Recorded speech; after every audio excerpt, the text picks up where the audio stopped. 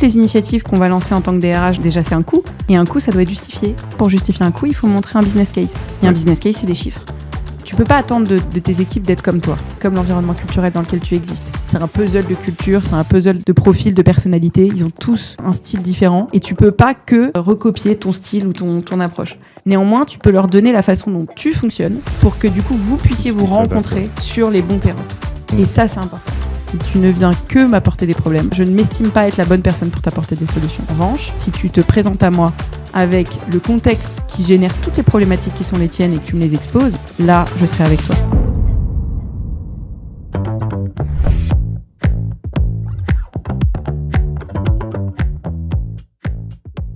Bienvenue sur Dimension RH, c'est votre nouveau podcast dédié aux leaders RH actuels ou futurs qui veulent faire rentrer la fonction RH dans une nouvelle dimension. Et c'est pour vous aider dans vos projets et vos enjeux que nous invitons des explorateurs et des exploratrices du monde de l'entreprise à venir partager leur parcours de vie ainsi que leurs meilleures pratiques du monde RH. Bienvenue sur le podcast encore une fois et bonne écoute. Salut Louise, on est trop content de t'avoir au micro aujourd'hui de Dimension RH pour te présenter super rapidement. Donc, tu diriges aujourd'hui les RH de Siemens Energy pour toute la partie Europe de l'Ouest, 11 000 collaborateurs en termes de terrain de jeu. Et avant ça, tu portais des transformations RH côté Electrolux. Et moi, ce qui m'a particulièrement touché dans ton profil, Louise, c'est l'énergie que tu arrives à canaliser, que tu dégages, qui est hyper forte. Et j'étais bluffé par le fait qu'à 29 ans, tu deviennes déjà DRH. Ouais. Je dis, mais comment elle a fait? Du coup, ce qu'on aimerait couvrir avec toi aujourd'hui, plusieurs choses. La première, c'est comprendre comment est-ce que tu arrives à mener des transformations RH dans des contextes multiculturels. Parce qu'on se doute bien que le mode de fonctionnement espagnol et allemand n'est pas exactement pareil. Ouais.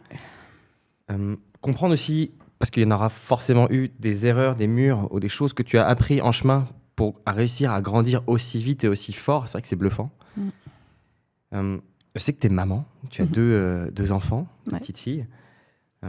Comment est-ce que tu arrives à concilier généralement l'inconciliable, une carrière pro qui est très exigeante et très demandeuse et un rôle de maman qui est aussi très exigeant et très demandeur aussi au quotidien.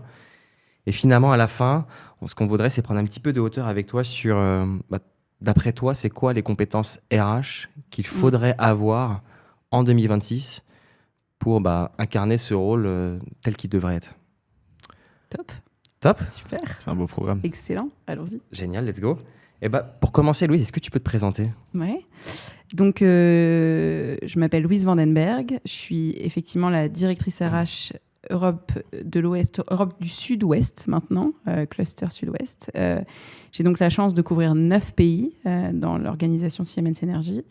Et les équipes RH de ces différents pays me reportent. Et je suis aussi la DRH France de Siemens Energy en direct, en tant que direct sur ce pays. J'ai 2 petites filles, c'était mentionné, c'est effectivement un point que je suis ravie d'aborder. Et dans les différentes étapes que j'ai eu la chance de couvrir sur mon parcours RH, j'ai effectivement toujours été dans un développement sur des postes entre le recrutement, qui est mon cœur initial, la petite porte par laquelle j'ai rencontré les RH. Et ensuite, j'ai évolué toujours en parallèle avec des projets de transfo, mais en étant toujours un pied dans l'opérationnel d'un job. Et ça, c'est aussi un point que j'ai trouvé hyper fort. J'avais toujours un job plus un lead opérationnel transfo, en tant que DRH, en tant que Global HRBP, en tant que même recruteuse. J'avais toujours ce pied plus ma mission de transfo en parallèle. Et j'ai adoré ça, donc je dirais que c'est un peu ma marque de fabrique. Ouais. Ok, on va revenir sur ton parcours pour comprendre les différentes marches que tu as franchies et comprendre comment tu as réussi à devenir DRH à 29 ans. Ouais. Et surtout, essayer aussi d'expliciter la transfo. Qu'est-ce que ça veut dire? Comment ça se matérialise dans des grands groupes, ceux dans lesquels tu es passé? Parce que ça peut souvent paraître assez méta. Du coup, s'il y a de grands chapitres de ta carrière, de ton parcours, quels sont-ils? Avec plaisir. Je trouve que ce qui est intéressant de souligner, c'est que je ne suis pas un bébé RH initialement. Moi, j'ai grandi dans la com. J'ai commencé dans la com, d'ailleurs, par des expériences de jeunes deep, de juniors, sur des postes dans la communication, plutôt même communication événementielle. Donc, on peut se dire que c'est un peu loin de là où on est aujourd'hui. mais dans un réseau retail dans lequel on ouvrait des magasins et donc on allait chercher des profils et des hommes. À la suite de cette expérience, je me suis même dit, et pourquoi pas tenter moi-même l'expérience de l'entrepreneuriat. Et on en parlera après, mais c'était ma première porte qui m'a permis de découvrir tout ce qui est ouvert à nous en termes de possibilités pour se poser les bonnes questions de carrière. Donc, tu as lancé ta boîte. J'ai lancé ma boîte. À quel âge tu avais à l'époque ? J'avais 25 ans. Et donc, ça a été après une aventure un peu difficile. Je me suis retrouvée un peu face au mur et j'ai eu la chance d'être accompagnée par à l'époque Pôle emploi sur un bilan de compétences. Et ça a été une révélation pure et simple. Franchement, pourtant, il n'avait rien de spécifique. Enfin, je veux dire, c'était ni très sexy, ni très glamour, ni très complexe. Mais ça a été une révélation. Se poser à ce moment-là les questions sur qu'est-ce qu'on sait faire, qu'est-ce qu'on aime faire et où on veut aller. C'était incroyable. Et à la suite de ça, j'ai suivi un nouveau chemin en faisant une formation professionnalisante en tant qu'assistante RH. Donc voilà, on repart from scratch et on réapprend tout.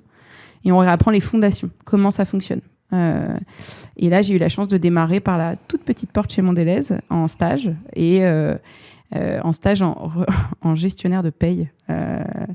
Et je dis ça parce que je n'étais vraiment pas très douée à ce moment-là, mais j'avais d'autres qualifications qui m'ont permis de, en tout cas, découvrir un groupe incroyable qui m'a ouvert la porte par cette porte-là et qui ensuite m'a toujours pris la main pour me proposer des opportunités diverses et variées, mais surtout sur le recrutement, puisque c'est par là que je suis rentrée.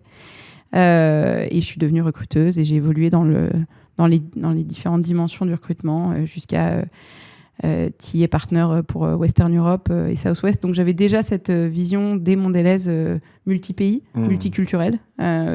Et entrer sur le recrutement et le multiculturel, c'est hyper intéressant parce que le recrutement a cette force de comprendre des profils, comprendre des environnements, des structures, des organisations. Et pour comprendre un mécanisme organisationnel, comment ça marche, qui gère quoi, le recrutement, c'est hyper intéressant. J'ai adoré cette porte et ce regard. Comment tu faisais pour changer de poste aussi vite ? J'ai deux choses que j'ai globalement toujours appliquées. J'ai toujours levé la main. Et ça, c'est quelque chose que je redirai probablement dans la dernière partie. Mais moi, en fait, je suis passée par tellement d'étapes de remise en question et d'apprentissage que du coup, j'ai pas le besoin de savoir pour tenter l'aventure. Je tente et je vois après. Donc, c'est un peu risqué, c'est challengeant, mais du coup, ça a été un peu toujours mon mantra.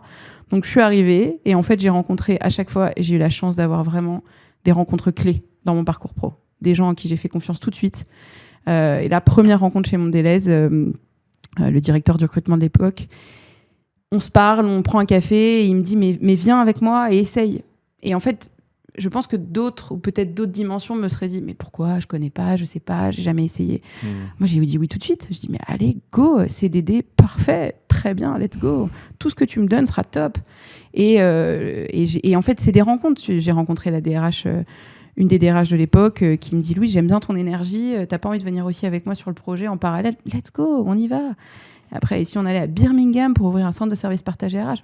À fond, let's go. Et voilà, et ça, c'est un peu parti vivre à Birmingham. Je suis partie vivre à Birmingham avec mon chat et mon mari de l'époque, enfin de mon chat de l'époque, mon mari d'actuel, et en fait, et c'était l'aventure, mais c'était hyper cool. Et en fait, c'était aussi parce j'avais la chance de monter ce projet de transfert des compétences et des expertises et des process de l'équipe sourcée, enfin de l'équipe locale à ce centre de service partagé.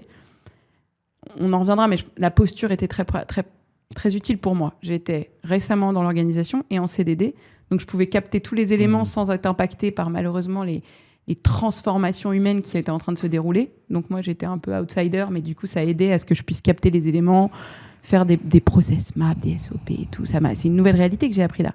Et ça m'a construite intellectuellement. Parce qu'en fait, prendre le métier de RH par et l'angle du recrutement et l'angle du projet et des process, pour moi, ça m'a construit une méthodologie intellectuelle où en fait, les choses ensuite rentraient dans des SOP avec des flèches, des étapes. Comment et tu en définis même temps, SOP ? En fait, c'est vraiment comment est-ce qu'aujourd'hui, on arrive à mettre à plat notre façon de travailler dans des process, dans des mappings de process, dans lesquels on peut aller d'une étape à une autre. Et quel est le pont, quelle est la flèche, et comment est-ce qu'on arrive à construire notre méthodologie de travail. Mais en parallèle, être recruteuse, c'est top parce que du coup, on garde cette humanité, on garde ce lien à l'organisation, on garde ce lien au management, on garde le besoin organisationnel en parallèle. Donc ça, c'était hyper fort comme combinaison. Et après, ouais, Mondelez, Birmingham, c'était hyper intéressant, hyper fort comme expérience. Encore une fois, tout nouveau, quoi. J'arrive là-bas. La petite histoire, c'est que je savais vraiment très mal parler anglais en plus. Mon boss de l'époque me disait que je parlais comme une arracheuse de dents. C'était pas faux. Mais bon, une fois que tu es à Birmingham et que tu sais, tu parles anglais. Et tu vois, tu te poses pas 10 fois la question de est-ce que je sais parler anglais. Non, tu parles anglais. Et puis ensuite, voilà. Et donc, l'aventure a continué comme ça. Et puis, je suis arrivée face donc, je suis rentrée pour prendre un poste français dans l'organisation. Et puis premier bébé et premier congé mat qui pour moi a toujours été des temps de raisonnement, des temps de réflexion, des temps qui font bouger les choses en toi. T'as envie de faire quoi ? C'est quoi ton ordre de priorité ? C'est quoi ta pyramide à toi ? Et puis c'est des temps de raisonnement et de réflexion. Et j'ai eu la chance d'être contactée pour une nouvelle opportunité chez Electrolux. Voilà. Et cette opportunité, elle a l'originalité du démarrage, puisque je suis arrivée chez Electrolux en tant que Talent Acquisition Partner. Donc, dans un poste, quand tu arrives quelque part et que tu sais que tu vas maîtriser tes éléments. Tu arrives, tu connais le poste, il est similaire à celui que tu as déjà pratiqué. Tu es dans une zone confortable. Et du coup, ce confort te laisse tout le champ de l'interaction avec les autres. Donc, du coup, j'étais hyper ouverte aux autres. Je rencontre le codir, je rencontre les collaborateurs. J'adore. Coup de cœur immédiat pour l'ambiance, la culture, l'énergie qui est présente. Et à ce moment-là, la personne qui était en tant que DRH et qui m'avait recrutée prenait une mobilité interne et une nouvelle personne devait arriver. Les aléas du recrutement font que cette personne n'arrive pas. Et mon DG de l'époque me dit « Et pourquoi pas toi ?» Mais qu'est-ce qu'il a vu en toi pour te proposer ça ? C'est-à-dire que la réalité, c'est que j'ai littéralement ri quand il m'a dit « Et pourquoi pas toi ?» J'ai beau avoir toujours dit « Et pourquoi pas ?» Là, je me suis dit, la marche, elle est costaud. Ces 3 lettres sont pleines de sens quand même. Dans un monde dans lequel je me sentais équipée de plein de choses, parce que je venais d'une expérience si forte et riche chez Mondelez que je me sentais nourrie et équipée de plein de méthodes et d'apprentissage mais dans ma boîte à outils perso, celle-là, j'avais pas toutes les clés. Et ce qu'il a senti, c'est... Déjà, il me l'a confié en mission pendant 6 mois, où c'était annoncé à tous. Donc, c'est de l'intérim. Il faut qu'elle réussisse. Si elle réussit pas, ce sera quelqu'un d'autre. Donc c'était annoncé comme une expérimentation. Ouais, c'était annoncé comme elle est là, elle est RH avec nous, et elle a tout le soft skill. Elle est humainement quelqu'un qu'il nous faut pour les enjeux qui sont ceux qui sont devant nous. C'était annoncé de manière positive, plutôt on prend un pari, mais hyper un pari positif. auquel je crois. C'était hyper positif et franchement, je l'ai beaucoup gardé en tête dans la manière dont ça a été présenté, parce qu'on le sait, des bourdes de communication, ça peut faire tout l'adhésion du projet, tu vois. Ouais. Et là, ça a été formulé auprès des élus, parce que c'était un enjeu auprès des élus et auprès des collaborateurs, comme on a tous eu un match humain avec Louise pendant ces 14 premiers jours d'aventure. Elle a envie, c'est là où elle veut aller en prochaine étape. Ça faisait 14 jours que tu y étais ? 14 jours. 14 jours que tu étais rentrée à Electrolux ? Ouais. Wow. Non, je te le dis. T'es arrivé avec une banderole ou... c'est improbable. C'est vraiment improbable. Mais c'est surtout que j'ai pas pitché mon truc. Moi, je suis arrivée, je me souviens que les 14 premiers jours, j'étais en train de travailler l'offre pour la prochaine personne qui allait arriver. Mais logique, tu te dis pas... Et puis, l'offre était pas ouverte. Enfin, tu vois, je me suis pas une seule fois dit, je vais y aller. Ça n'avait pas... Pour moi, ça n'était pas connecté à ma propre réalité, ma propre approche, tu vois. Et en fait, voilà, moi, j'ai confiance. J'ai des gens en qui je fais confiance. Et il m'a dit, on y va ensemble. On y va ensemble, toi et moi. Tu t'équipes, tu te formes, tu prends qui tu veux avec toi. Tu fais ce qui te semble être juste. Je suis avec toi, à tes côtés. Ah, bon, c'est à partir de là, ouais. T'as dit ça. Ouais. Et moi, à partir de là, c'est une expérience. Et d'ailleurs, ces 3 années-là ont été vraiment le sous-titre de ces 3 années-là, c'était la force du lien humain. On a fait beaucoup, et on en reparlera ensuite sur ma conception à moi de la transformation, mais on a vraiment fait bouger les lignes d'une organisation française qui avait peu bougé dans le passé et qui là, voilà, était via une organisation suédoise centrale en train d'évoluer. Et on l'a fait, mais dans une connexion avec le comité de direction, les liens qui se sont créés à ce moment-là, aussi peut-être par cette authenticité je dirais pas l'inexpérience, mais pas loin, tu vois, de l'honnêteté intellectuelle, de dire ok, on apprend ensemble, quoi. C'était hyper fort. Mais on en a un petit peu parlé pendant le petit déjeuner de ce matin. Tu nous as dit des choses que ce DG mettait en place pour créer une adhésion dans Scodia. Ouais. C'était quoi les bonnes pratiques que toi tu as envie de récupérer? De toute façon, je garde de lui tellement de choses parce qu'il m'a fondamentalement appris la DRH que je suis aujourd'hui. Donc, mais on a le droit de le citer pour lui rendre hommage. Pierre Perron, franchement, il est mon grand mentor et il aura toujours une place très particulière dans celui qui a rendu possible le fait que je suis avec vous aujourd'hui au poste où je suis. Donc ça, c'est clair. Il m'a appris beaucoup de choses. Les 2 choses qui m'ont été le plus fortes, et donc notamment là-dessus, sur l'adhésion d'un groupe et la force d'une équipe de direction. On était face à une montagne à gravir, notre petit Everest à nous, en termes de transfo, en termes de changement organisationnel, en termes de complexité produit, commerciale, enfin bref, c'était très complexe. Et en même temps, il savait que la clé de ça allait être notre connexion. La connexion du CODIR. La connexion du CODIR. Notre force, nos liens et notre force entre nous pour se faire confiance et avancer ensemble. Et ça, il l'a toujours privilégié. Et donc, il a vraiment misé sur un rituel fort, des mises au vert, du temps pour nous, du temps ensemble pour se comprendre et se connecter. Ça ressemblait à quoi ces mises au vert? En fait, c'était des temps dans lesquels on allait, par exemple, tu vois, dans des lieux de séminaire un peu, mais littéralement au vert. Donc, on sortait de Paris, on se mettait à respirer, on prenait du temps à se faire, et on était toujours accompagné par un coach, tu vois, mais on se prenait des temps de feedback, on prenait des temps de respiration, on prenait des temps pour comprendre dans l'environnement dans lequel on était, on prenait du temps pour célébrer nos réussites. Ça aussi, je l'ai beaucoup gardé de lui. On célébrait toutes nos réussites. Et ça, la DG qui l'a suivi, Anne Martel, qui est aussi pour moi best in class dans ce genre dans ces postes-là, elle a aussi ça qu'elle fait encore maintenant sur le poste, je le sais. Elle célèbre tout. Et en fait, je pense que ça, c'est quelque chose qu'on doit tous prendre et tous amener dans nos réalités.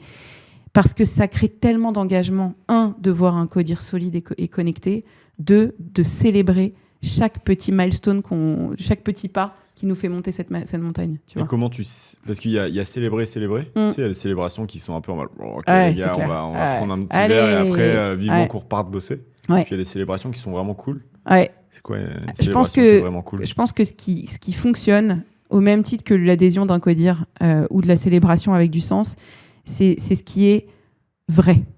C'est-à-dire que c'est des temps de célébration dans lesquels on se parle des hommes. On montre ce qui s'est passé, on explique, et c'est eux qui se célèbrent. Tu vois, on fait venir sur scène le compte clé qui a réussi à choper ce contrat. Il nous raconte l'expérience humaine que ça a été avec le chef de produit, avec la personne du marketing, comment ils se sont garés à 3 voitures sur le parking de chez le client, comment ils ont eu le contrat. Et c'est tellement fort. C'est tellement fort parce que du coup, ils sont mis en lumière. Et là, ils sont tellement fiers. Et en fait, ce sentiment de fierté, il porte l'organisation. Tu vois. Et ça, c'était des vrais apprentissages. Pourtant, dans un contexte que je dois préciser, hyper dur. Le contexte de ces 3 années-là, il était plutôt dans un moment difficile. On a perdu des collaborateurs. Enfin, on a laissé partir des collaborateurs. On a vécu le Covid ensemble. C'était difficile. On était vraiment face un jour une histoire, un jour un challenge. Mais cette force d'adhésion commune, elle nous a vraiment fait bousculer des montagnes. Moi, ça m'a appris le métier. Et c'était les mises au vert, c'était combien de temps et pendant... C'était pas non plus très long, tu vois, c'était 2 jours et c'était dans une régularité 1 à 2 fois par an. Ouais. Mais c'était vraiment des temps sacralisés. On devait les prendre, on devait s'y dédier, se concentrer là-dessus. C'était très important. Ouais. Bah, c'est déjà pas mal, parce que souvent c'est des temps qui sont... fait dans un séminaire, c'est une journée dans une salle que tout le monde connaît, on se dit allez, on le fait, c'est 1 fois par an. Souvent c'est des séminaires 1 fois par an, je me dis mais c'est C'est pas assez. C'est pas assez. Non, ça fait mais vraiment- je l'ai pas retrouvé. Enfin, Tu l'as pas retrouvé. j'ai jamais retrouvé ce temps qui en fait n'est pas avec un premier prisme d'efficience et d'efficacité, Ouais. puisqu'on n'est pas en train de produire, mais on est en train de se concentrer sur nous. Et ça, c'est dur pour les organisations. Et moi-même, maintenant que je suis manager d'une très grosse équipe, tu vois, et que j'ai 157 mails non traités et 92 calls dans la semaine, et mes équipes encore plus que moi, quand on se dit, on se met ensemble pour un temps, je vois que c'est un challenge si grand que je me dis, est-ce que je rajoute vraiment une journée ? Est-ce que vraiment je les emmène au vert ? Est-ce que ça leur fait pas passer trop de temps loin des mails ? Je les vois, elles commencent à se dire, tu vois, c'est difficile de s'éloigner de l'opérationnel parce qu'on sait qu'on perd du temps. Mais sauf que je suis sûre de la valeur qu'on aurait à en gagner. Mais c'est complexe. Mais ça aussi, c'est super intéressant parce que c'est quelque chose qu'on s'applique à notre échelle aussi, nous. Et on a embarqué des nouveaux associés là. Donc, Christian et Jorik, si vous nous écoutez, on vous salue. Qui sont arrivés relativement récemment.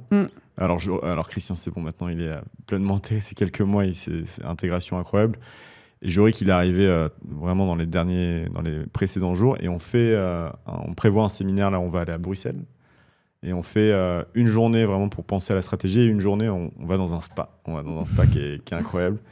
Et en fait, effectivement, il y a eu des sujets opérationnels et en fait, on voit que Nico et moi, on est sûrs. Et les autres, ils sont ouais, mais on pourrait, au pire, si on travaille un peu, c'est OK. Et en fait, je pense que c'est le fait de tenir cette barre-là qui va faire que... C'est le fait de tenir cette barre. Et en fait, vous avez à jouer là-dedans. Parce que s'ils vous écoutent, enfin, je veux dire, moi, et c'est facile à dire, mais c'est quand j'emmène mes équipes à dire, OK, aujourd'hui, c'est un temps pour nous, j'en prends aussi toute la responsabilité. Et en fait, c'est ça, c'est porter la responsabilité de ce que ça signifie.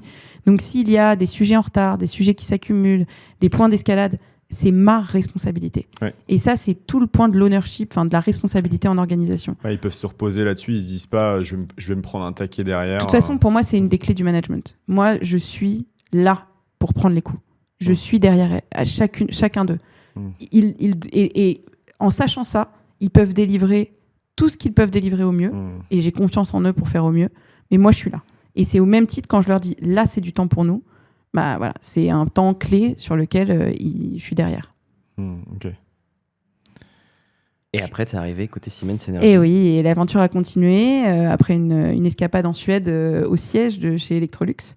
En tant que Global HRBP et aussi en accompagnement de la transfo HR et finance. J'ai rejoint l'organisation Siemens Energy, d'abord sur l'Europe de l'Ouest, puis sur l'Europe du Sud et Europe de l'Ouest, et maintenant l'Europe Sud-Ouest, on les a mis ensemble. OK. Ouais. Top. Je pense qu'on peut ouvrir la partie transfo RH. Ouais, carrément. J'avais juste une toute petite question, je sais pas s'il fallait la sortir à la fin de l'épisode ou maintenant, mais là je suis curieux. C'est ce côté bold. Le côté où tu vas chercher des choses où tu n'as pas la maîtrise de tout. Tu te lances dans un sentier que tu n'as jamais exploré. Ça, est-ce que tu sais, peut-être que c'est peut-être une question un peu difficile, mais d'où ça vient ? Je pense que c'est une bonne question. Je pense que ça vient toujours un peu de qui on est. C'est-à-dire que c'est pas quelque chose que tu découvres en tant que potentiel. Tu vois, moi, j'ai grandi dans un environnement ultra bienveillant où, en fait... plein de confiance, dans lequel tout a toujours été un peu ouvert pour moi comme opportunité. À un moment donné, je me suis vue actrice, et puis après, je me suis dit non, c'est de la com, et puis en fait, après, j'ai lancé ma boîte. Et je suis entourée de gens tellement bienveillants qui me laissent essayer, que du coup, j'ai pas tellement cette culture de la pression et du risque de mal faire. Et ça, c'est quelque chose qui, du coup, me donne une forme de liberté. Qui, je pense, est aussi assez clé dans ma capacité à aller chercher des challenges qui peuvent paraître fous, ou pour mon âge, ou pour mon équipement, universitaire, tu vois, ou pour mon équipement qui pourrait être... Et puis, je constate aussi qu'on est dans une nouvelle génération d'approche de nos postes où... on est, aujourd'hui, on va chercher les compétences et on va chercher le soft, on va chercher le match. Alors qu'avant, cette réalité, et je pense que les postes que j'occupe n'auraient pas été les mêmes, en fait. Je n'aurais pas été les mêmes parce que je n'aurais pas pu même pas être regardée en termes de CV, tu vois. Et ça, c'est hyper fort. Et ça, moi, vraiment, c'est un des grands messages que je fais passer aussi à toutes les strates managériales de mon organisation. On ne peut pas passer à côté d'un talent parce qu'on a des a priori et des pensées limitantes, en fait. OK. Parce que 26 ans, bilan de compétences. Ouais. 26 ans, 2 jours. Ouais, Assistante- 26 ans, 2 jours. assistante RH. Ouais, voilà, c'est. Ouais, 3 c'est ans ça, plus ouais. tard, arrivé chez Electrolux. Mm. Et au bout de 14 jours, DRH. Ouais. Boum. Boum. Bam. Pah. Ouais. Non, mais en fait, c'est aussi, si tu le réfléchis, c'est vrai que comme ça, formulé comme ça, c'est vrai que ça peut. Mais moi, j'ai pas tellement de scrupules à dire. C'est un peu un hold-up, mais je le dis de manière hyper. Déjà, je pense qu'il faut avoir un peu de second degré d'humour sur soi, mais aussi. Mais c'est tellement lié aux gens qui m'ont fait confiance. Parce qu'ils m'ont fait confiance plus que je ne me faisais moi-même confiance. Et ils ont vu en moi des choses, Voilà, tu vois. tu leur as donné les raisons de te Et faire je leur ai confiance, donné les ça. raisons, mais ils ont vu en moi des choses. Et c'est vraiment quelque chose que je fais, moi, enfin que j'essaye de faire au maximum avec mes équipes ou avec même les gens. Tu vois, quand on a l'opportunité de rencontrer des gens dans les pays, des talents, mais il faut se faire connaître, il faut pas avoir peur de se mettre dans la lumière pour être vu et pour qu'on ait l'opportunité de pouvoir faire ce genre de belles histoires, quoi.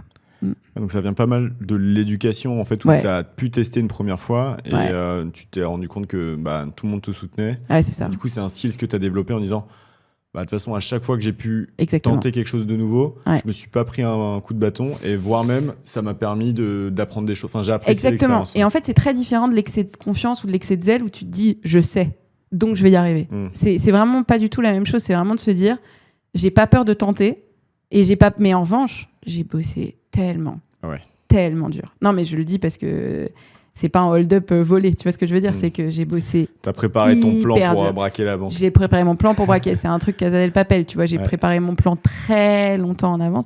Et j'ai toujours l'envie d'aller chercher le plan d'après. Mais je le prépare hyper dur. C'est que vraiment, je sais ce que c'est que de se dire on se donne les moyens d'y arriver. Et ça, c'est quand même un message sur lequel, si tu te dis que c'est par chance ou par connexion, je pense qu'on s'en rend vite compte. C'est un beau bouquet de tout ça, cette énergie. Et même, tu vois, après, on va pas trop passer de temps là-dessus, on va passer à la suite, mais nous, on est très convaincus de plusieurs choses, et notamment le côté, l'énergie que tu vas mettre va t'ouvrir des portes. Il y a un côté où si tu travailles le matin en disant je vais croquer cette journée... Et ça change tout. Mais en fait, ça change vraiment tout. Ça change tout, mais tu sais, l'énergie positive, bon, maintenant... Il y a plein de trucs à la mode et tout sur les trucs, les énergies, machin. Moi, j'ai pas trop capté tout ça. Mais ce qui est évident, et en fait, on en revient à quelque chose qu'on a déjà discuté ensemble, la posture. T'arrives avec une énergie, un sourire, une envie communicante d'apporter des solutions. Mais les gens n'ont qu'une envie, c'est de recevoir ça. Et ça fonctionne. Et à tous les niveaux. Et en fait, tu tentes d'aller voir quelqu'un à qui tu as envie de parler, mais pose-lui un café. Et en fait, il n'y a pas de mauvaise réponse. Il y a des mauvaises réponses hiérarchiques, il y a des mauvaises réponses politiques, ça, évidemment. Mais l'énergie apportée et le côté communicant, il peut que apporter cette même énergie en retour. Et du coup, il se passe quelque chose. Ouais, les gens te font confiance. Il y avait J'allais dire, juste pour illustrer. Comment on s'est connus, Louise? Parce qu'à la base, tu m'as envoyé un email sur LinkedIn. Fou, ça. Qui envoie des emails sur LinkedIn? Saut 2012. À part pour nous vendre à part pour nous prospecter. Ou à part pour me vendre des trucs. Et c'était pour nous faire un feedback sur le podcast. Positif, ouais. Et franchement, ce n'était que pour ça. Enfin, je veux dire, il n'y avait pas d'agenda. Il n'y avait pas d'agenda derrière. Non. Et je le fais... tu vois, par exemple, quand on a des prises de parole de n'importe qui, de membres du board, de gens externes, je fais tout le temps du feedback. Je dis tout le temps aux gens. C'était super. C'était top. Bravo. J'ai beaucoup aimé cet angle-là. Alors, je dis pas, vraiment, c'était tout naze, tu vois. Mais je trouve et c'est un peu sur le lien de célébrer, tu vois. Mais on doit se dire quand on est bon. Parce que ça fait du bien, parce que se mettre en lumière, c'est pas facile. Et il faut donner ce petit retour. Et quand j'ai écouté votre podcast, c'est la réalité. J'adore les podcasts. J'ai écouté votre podcast. J'en ai écouté beaucoup en une traite, en mode Marseille-Paris, 15 août. Donc, bam, beaucoup de routes. Et en fait, j'ai aimé la structure, j'ai aimé le dynamisme, j'ai aimé la curiosité, la spontanéité aussi du format. Et je me suis dit, ok, top. Et j'ai même, enfin voilà, vous le savez, mais j'ai pris des notes, j'ai repris des idées et tout. Et je me suis dit, ok, ça mérite, c'est qualitatif, c'est cool, ça mérite d'être dit. Voilà. Et ça, je l'applique dans beaucoup de mes interactions avec mes équipes quand elles réussissent, avec les gens au-dessus de moi quand ils font des trucs pertinents. Je trouve que c'est important.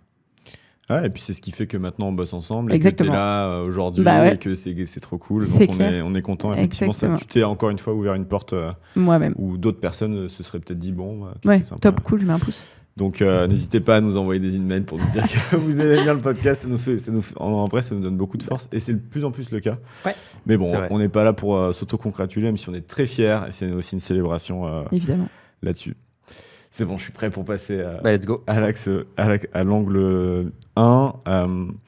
Hyper intéressant d'avoir ton retour sur la partie multiculturelle des organisations. Ouais. Toi, quand tu arrives chez Electrolux en tant que DRH France, si on a bien compris, tu hérites d'une équipe de 6 personnes et tu as un objectif de construire une orga de 25 dans un environnement France, Espagne, Allemagne. C'est quoi la première chose que C'était ça? Ou c'est pas... Non. Ok, alors c'est quoi Non, pas vraiment. En fait, quand j'arrive chez Electrolux, moi je suis DRH France et je m'occuperai que du cluster France. D'accord. Pendant 3 ans. Ok. Mais en revanche, j'ai effectivement une équipe microscopique qui doit grandir puisque je dois avoir du recrutement avec moi, j'ai la paye avec moi, j'ai toutes les dimensions RH qui sont avec moi. Donc j'ai effectivement une équipe assez large. Mais sur ces 3 ans, ça sera exclusivement France. Okay. Mais l'agenda de la France sur la partie évolution organisationnelle, qui s'appelle pas encore transfo, mais qui s'appelle évolution organisationnelle, est riche parce que on a des enjeux sur la logistique, on a des enjeux sur notre structure managériale. Donc il y a beaucoup de choses. Il y a beaucoup de choses sur lesquelles il faut qu'on soit bon dans l'agencement des étapes. Et du coup, la première fois où tu as dû gérer un environnement vraiment multiculturel, c'était à quel moment? Et donc là, ce qui était intéressant comme croisement culturel, c'était une organisation suédoise, mais avec une appropriation très française. D'accord. Et donc, on a une patte suédoise hyper forte dans nos valeurs, dans notre management, dans la façon de prendre et de remonter les informations. Mais on est dans un environnement 100% français. C'est-à-dire, on a un management français avec une équipe française. Et ce croisement-là, il est déjà intéressant parce qu'on sent déjà tout de suite une patte de tout ce que la Suède, la culture suédoise donne, hein, cette espèce d'équilibre, ce grand équilibre, ce calme, cet apaisement qui est beaucoup donné. Et là, c'est déjà une première empreinte. Okay. Je vais découvrir une autre dimension quand je vais prendre le poste de Global HRBP, où là, je vais être auprès des managers européens au siège, en Suède, et où là, on va driver la transformation pour tous les pays Europe, en finance, en market et en HR. Et où là, je suis et leur Global HRBP et la lead projet pour ces 3 transfos. Ils ont pris une Française pour ce... Et ils ont pris une Française, ce qui est un pari. L'un est suédois, la deuxième est polonaise et le troisième est espagnol. D'accord. Dans les 3 managers. Donc, c'est un vrai bouquet culturel. Et ce qui est hyper intéressant, c'est... Donc déjà, je suis managée par 3 personnes de 3 cultures différentes. Donc, je suis en Suède, donc dans un décalage culturel... Mais c'était quoi leur rôle, du coup ils étaient CFO, VP Market et VP HR. Mais chacun avait leur... ils étaient membres du board Europe. Et moi, j'étais leur Global HRBP. Et en parallèle, je déployais dans tous les pays d'Europe avec eux la transfo. Et ce qui est intéressant, c'est à ce moment-là, je dois combiner ces 3 cultures avec la mienne dans un pays qui est différent. Donc, c'est vraiment quadridimensionnel, quoi. Et en plus, je dois déployer une transfo pour la première fois sur un driver seat, mais placé à un curseur européen, dans tous les pays. Et de manière relativement top-down, tu vois. Et là viennent effectivement se présentent à moi de nouvelles réalités qui sont la complexité culturelle entre des cultures très liées sur la performance, des cultures très liées sur l'équilibre personnel, des systèmes de vision de la rapidité d'exécution, VS de la propreté de l'exécution, VS... Et tout ça s'interchoque un petit peu. Et mon rôle, à ce moment-là, c'est un peu d'être cette espèce de maître d'orchestre culturel qui doit prendre... les éléments, les prioriser, les mettre les uns avec les autres. Et c'est quoi les outils que tu peux utiliser si quelqu'un nous écoute et qui est un peu dans le même contexte, qui se dit waouh, en fait là j'y arrive. Enfin, en tout cas, je suis devant un obstacle. Les gens se comprennent pas, voire il commence à y avoir un peu des tensions. Tu vas faire. En fait, c'est toujours des outils un peu bateaux, mais qui sont des outils de communication, de reformulation. En fait, c'est-à-dire que quand tu prends une info top-down, tu la prends dans la patte dans laquelle elle est, et donc dans la culture dans laquelle elle est. Donc si elle est directe, elle est directe. Si elle est agressive, elle est agressive. Si elle est douce et plutôt dans la crainte, elle est dans la crainte. Et en fait, il faut toujours aider le donneur, le donneur d'indication à reformuler les éléments pour que tu puisses les remettre dans le contexte dans lequel on est tous, c'est-à-dire une forme de neutralité de contexte. Et donc, tu reviens sur les faits, tu vois, tu reviens sur des datas. En fait, tu drives plus par fact and data que tu drives par ressenti et perception, puisqu'en fait, ça, c'est très emprunté de chacun dans sa culture. Et ça, c'était quelque chose que tu as observé, que tu as répliqué, ou c'est quelque chose que tu as... Ou c'est toi, tu t'es dit, je vais plutôt essayer de communiquer comme ça parce que le côté ressenti, ça marche pas trop. On y viendra après, mais c'est plutôt quelque chose sur lequel je me suis confrontée.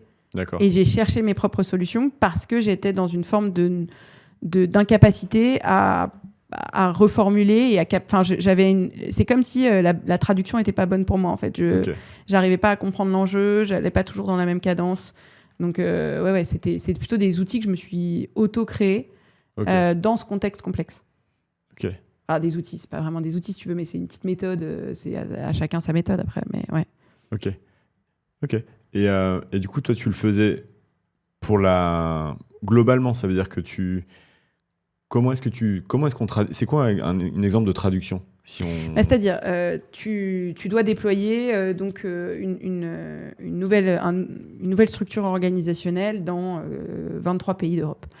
Tu reçois la copie, tu travailles sur la copie, on le fait en partenariat. Et puis ensuite, tu te dis, OK, voilà la cadence, voilà, on va le faire de cette façon-là. Certains vont dire, non, on n'attend pas jeudi prochain, on le fait demain. Tu vois ce que je veux dire? Ou d'autres diront, ah non, on le fait pas jeudi prochain, on le fait dans 2 mois. Parce que d'abord, on doit processer, travailler, faire un groupe de travail, analyser, prendre les feedbacks, faire un pays pilote. D'autres diront, c'est tout de suite, on y va demain. C'est laquelle culture où ils disent on y va tout de suite? C'est pas pointé, mais par exemple, une culture suédoise sera toujours plus dans la maturation d'un projet avant de le lancer. Quand les cultures méditerranéennes, et particulièrement espagnoles, sont plutôt dans un truc spontané de test and learn. Donc on y va, on teste, on essaye, on déploie. Ça n'a pas toujours une réalité absolue. Je fais pas de généralité, mais c'est en tout cas les choses que j'ai rencontrées. Et là se place de manière intéressante mon ex-boss polonaise, Ola, à qui j'ai adoré travailler, qui elle m'emmenait toujours dans un truc aussi très culturel de revient sur les datas. C'est-à-dire que pourquoi est-ce qu'on doit y aller demain? Quelle est la réalité de la timeline sur le projet marketing? Quand réellement tu as besoin que ce soit implémenté? Quand est-ce que tu vas pouvoir voir les choses?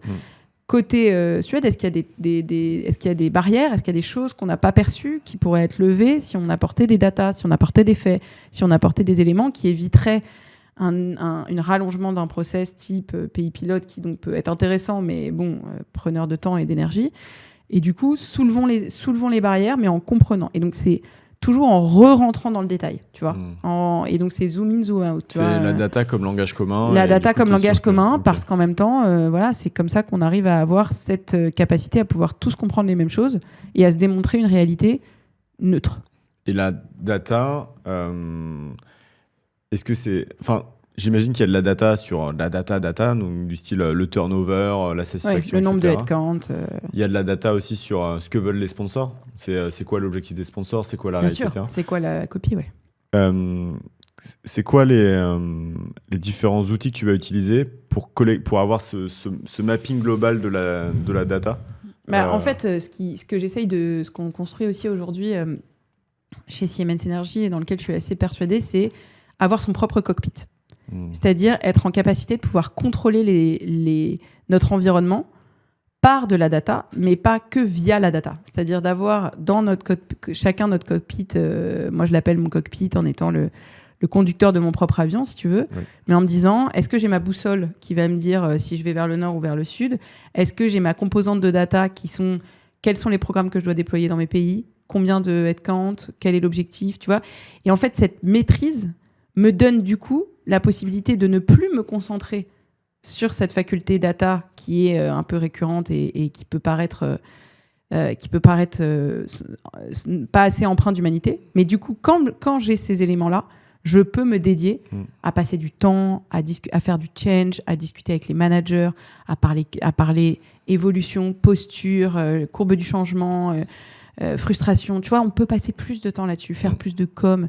Mais avant ça, on doit avoir notre base commune. Et ça, je l'ai appris dans cette première étape de transformation, multiculturelle, mais aussi multicontextuelle et multi-challengeante en termes humaines. Ouais. C'est vraiment de rebaser sur nos fondations, nos data, notre cockpit, nos structures. Est-ce que ça fonctionne du bas, tu vois ce que je veux dire, de notre organisation jusqu'à notre tableau de bord? C'est intéressant parce qu'on voit le cockpit du DRH, c'est pas forcément quelque chose qui est utilisé par 100% des DRH aujourd'hui, pour pas dire pas forcément, même pas 50%, je pense. Et effectivement, c'est difficile parce que ça fait pas partie de la culture RH classique. Et surtout quand même si on construit un cockpit, généralement on a une V1 de ce cockpit-là, on se dit ok c'est bien, on la regarde une fois tous les 3 mois, etc. Puis en fait, on va pas essayer d'aller chercher la V2 qui est un peu mieux. Et on s'en rend compte même nous. Enfin moi, heureusement, il y a Nico qui gère la data chez nous qui est ultra importante sur l'émission, la satisfaction client, le chiffre d'affaires, etc. Et je me rends compte, moi, qui ai moins cette culture de data, c'est parce qu'on a créé des rituels où j'ai ce cockpit-là toutes les semaines devant les yeux que je commence vraiment à l'adopter. Ah, mais je te rejoins à 100%. Je n'ai pas de culture data. Je viens du TA, je viens du développement humain, je viens de l'interaction, je viens de la com. Tu vois, je suis quelqu'un qui aime parler, échanger, connecter. Je dis pas que c'est incompatible, mais je n'ai pas cette... on a tous nos... Je dis souvent à mes équipes, vous êtes une HRBP, c'est quoi votre patte à vous? Vous êtes une HRBP de la data, de l'homme, du talent, du développement. C'est quoi votre truc à vous? Il faut que vous ayez chacune votre truc à vous. Et je vous emmène pour le développer. Moi, mon truc à moi, c'est pas naturellement la data. Néanmoins, par les expériences, et notamment plutôt en étant au cœur de changement organisationnel / transfo, j'ai vu que la faculté à pouvoir le piloter de manière crédible et tangible, c'est avec une base structurelle et que j'aime appeler cockpit, qui nous donne cette faculté de pouvoir se concentrer sur ce qui, moi, est plutôt mon cœur dans mon tête-cœur trip, tu vois, mais avec, du coup, cet élément de crédibilité. J'ai une question. Alors, je vais faire une exception, parce que c'est une question pour toi, Ulysse. Ah, avec plaisir, ouais. Je suis contente qu'il y ait des questions pour Ulysse et pour Nico. Parce qu'effectivement, j'ai une approche très data qui est importante. Et dernièrement, tu t'es mis à fond sur un indicateur qui est important pour nous à mesurer.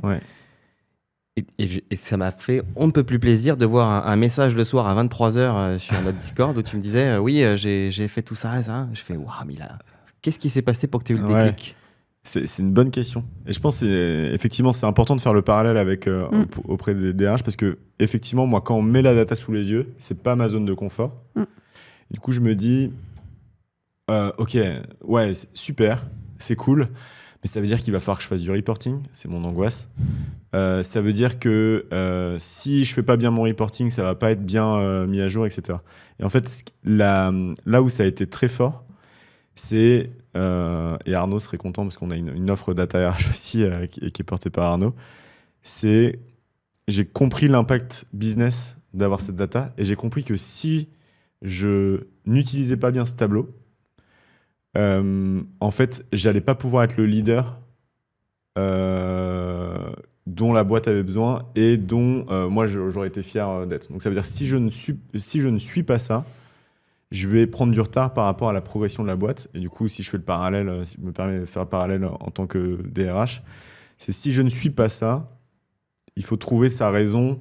Ce qui nous motive au-delà de la data et du reporting qui va tous nous saouler, c'est est-ce qu'on perd en crédibilité? Est-ce que, en fait, tout le monde le fait, j'aurais pu apprendre quelque chose? Enfin, quel est votre levier de motivation à vous? Et moi, je me suis dit, mais en fait, si je ne suis pas ça, sachant que toi et Christian, vous êtes hyper à l'aise avec ça, je me suis dit, mais je ne peux pas être le seul mec qui ne remplit pas ça. Surtout que c'est super important. Là, on est en train de grandir et du coup, ça permet de vraiment mieux piloter avec plus de consultants ça. Et je me suis dit, mais en fait, moi, mon objectif, c'est qu'on grandisse et qu'on ait des consultants qui se sentent bien, qu'on fasse des beaux projets, qu'à la fin d'un projet, on se dise qu'on n'a pas perdu d'argent, que ça fait sens. Je me suis dit, bah, en fait, c'est obligatoire. Je me suis convaincu, enfin, tu m'as convaincu, mais j'ai quand même dû faire un travail sur moi. Ah, mais c'est évident. Sur ça. Et c'est un peu le message, effectivement, qui est important de partager, c'est Au début, quand le HR data analyst ou la personne ou le consultant qui va vous dire vous devriez utiliser la data, le premier réflexe, ça va être de dire flemme parce que c'est pas quelque chose, un levier de motivation. Mais c'est essayer de se raccrocher même à des petits bouts de mur, même très légers, de se dire ok, qu'est-ce que ça va me permettre d'atteindre par rapport à mes objectifs personnels. Exactement. Et ça a bien switché. Je l'adore ce tableau. En plus, il est beau. C'est-à-dire que quand tu changes, quand il y a une métrique qui est pas bonne, ça devient rouge écarlate. Quand c'est beau, c'est vert. Du coup, et c'est simple d'utilisation. Avec les couleurs, c'est important pour toi. Ouais. Mais les couleurs, c'est important. C'est aussi quand t'es pas geek native ou data native, en fait, il faut que tu aies ce genre de capacité à pouvoir visuellement prendre les choses en main naturellement et simplement. Ouais. Mais ensuite, je te rejoins, on se dit des choses très liées. C'est plus sur quel est le leader que tu veux devenir et comment tu as besoin d'être équipé. Et ça, j'en suis persuadée. Si tu passes à côté de la data, tu passes à côté de ce qui te donne un aspect crédible et tangible. Ça, j'en suis persuadée. Auprès de notamment le CHR, auprès de l'organisation qui, en fait, eux, n'ont pas toute la vision humaine, interaction quotidienne que tu peux avoir sur beaucoup d'autres aspects forts de tes compétences de DRH, mais qui, eux, vont voir les datas qui leur remontent. Ouais. Et donc, si tu sais pas les prendre en main et les raconter à ta sauce, du coup, tu vas perdre en impact. Il y a presque, tu vois, le côté multiculturel, c'est presque autant d'un pays à l'autre que d'une fonction à l'autre. Bien Parce sûr. que souvent, en tant que RH, on se dit, on a cette sensibilité humaine. Tu vois, tu parlais d'un projet qui te tenait énormément à cœur, c'est sur l'aide aux parents et aux aidants. Souvent, c'est porté par les RH parce qu'il y a cette sensibilité. Et du coup, il faut arriver aussi pour convaincre, on ne peut pas juste se baser sur notre culture RH, de dire c'est super important, allez les gars, croyez-moi, je sais que vous avez vos enjeux, mais croyez-moi, et certainement, ça peut... Il y a un côté multiculturel entre départements. Mais bien sûr, mais parce que si toutes les initiatives qu'on va lancer en tant que DRH dans les pays et organisationnellement, on doit les montrer à nos... Déjà, c'est un coût, et un coût, ça doit être justifié. Donc en fait, pour justifier un coût, il faut montrer un business case. Et un business case, c'est des chiffres. Donc en fait, moi, je ne vais pas voir ma DG en lui disant je veux lancer une charte de la parentalité des aidants et de la santé mentale si je ne lui dis pas aujourd'hui, j'ai X parents, X pères, X mères, des gens qui ne sont pas déclarés en tant que parents et je voudrais ouvrir débloquer les choses. Il y a des gens qui ont des sujets d'aidants que je n'ai pas dans ma boîte à outils DRH France d'aide pour les accompagner. Et tout ça, en fait, c'est toujours l'origination par le chiffre, en fait, quand même. Ça, par la data, quoi. Parce que c'est un outil universel de compréhension des sujets. C'est le langage commun. Exactement, c'est un langage commun. Ouais. Et c'est il faut accepter de s'y plonger un petit peu. Et du coup, si vous avez quelqu'un un peu data dans votre équipe, absolument, donnez-lui. Déjà, essayez d'en avoir un. Ouais. Même si, parce que moi, j'aurais pas été le moteur, tu vois, par rapport à ça. Du coup, si tu n'avais pas été là, en fait, notre boîte serait très peu data-driven. Et en fait, on aurait été dans les choux sur cet aspect-là. Et du coup, ça a un impact fort. Donc, si vous en avez un, essayez de lui laisser la place pour qu'il s'exprime et que vous puissiez après suivre ça, essayer d'embarquer tant bien que mal. Mais c'est vrai que c'est pas forcément facile quand on n'a pas cette culture-là. Donc, on vous comprend si c'est votre cas. Peut-être pour revenir sur la partie multiculturelle, interpays, est-ce que tu as d'autres exemples ou d'autres moments où ça a été peut-être costaud ou différent de chez Electrolux, chez Siemens Energy, en fait, tu es dans un contexte aussi très multiculturel. Je suis là aussi dans un contexte très multiculturel, puisque j'accompagne 9 pays. 9 pays dans des agendas différents, des contextes politiques différents, des contextes humains différents. Des business différents aussi. Et des business différents. J'ai des pays qui sont très empreints d'un business, d'autres pas, qui du coup, et chacun des business a sa propre culture. Donc moi, j'ai en plus un croisement multi-pays et multi-business, donc un croisement de culture lié au business. Donc là, ça devient vraiment... je l'ai déjà dit quadridimensionnel, mais j'ai pas de plus. Et là, l'enjeu, il est de se dire c'est quoi le rôle qu'on veut jouer. En fait, c'est quoi le rôle qu'on veut jouer pour accompagner, pour ne pas être ni la fonction support qui ne déploie que du support, mais qui reste en business partner. Et j'en reviens à la posture.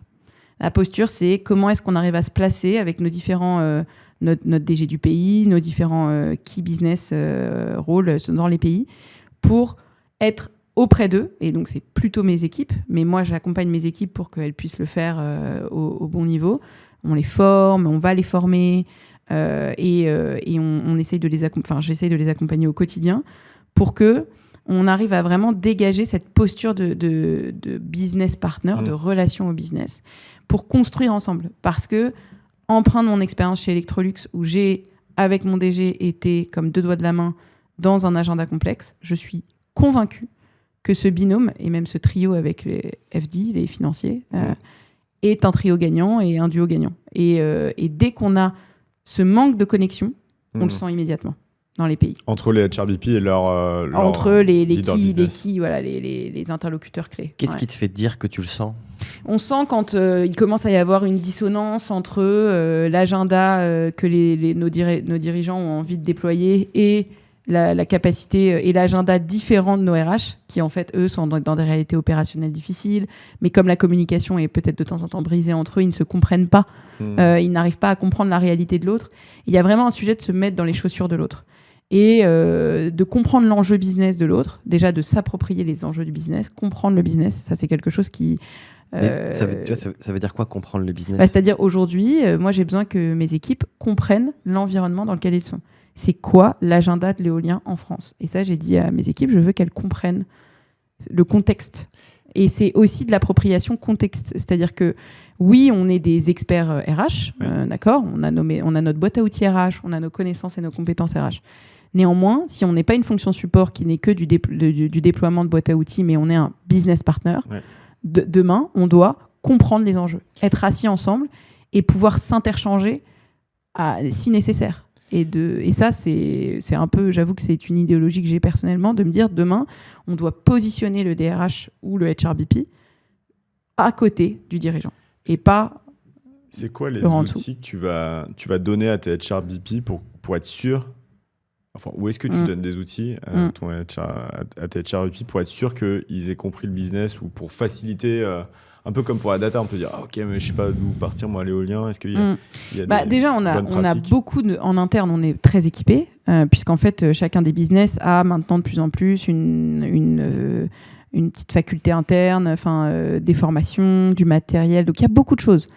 Mais c'est un petit peu comme le principe de se mettre au vert en codir. Il faut s'octroyer du temps pour apprendre. Il faut se donner du temps pour grandir dans la compréhension, dans la connaissance et dans le développement. Et ça, on ne le fait pas. Je veux dire, je le répète à mes équipes beaucoup et je me le répète à moi-même, mais on ne le fait pas. On ne passe pas assez de temps à regarder à l'extérieur. Et ça encore, conseil de mon premier DG, mais de passer du temps à comprendre comment ça fonctionne, comment fonctionne le business, aller via les formations, tu vois, je veux dire, suivre la roadmap de formation qui est disponible, mais aussi sur la partie externe. On vit dans des environnements très forts avec, nous par exemple sur la métallurgie, l'IUMM, le GIM, c'est des interlocuteurs très forts qui ont des poids en fait pour nous, qui peuvent nous aider dans des enjeux clés RH, de croissance ou de décroissance. Et en fait, on doit composer ce petit carnet d'adresses qui est indispensable pour réagir quand il est nécessaire, en connaissant le domaine dans lequel on agit et interagit, et en connaissant nos interlocuteurs clés. Et ça demande du temps, et ça demande du focus, ça demande de se prioriser en fait.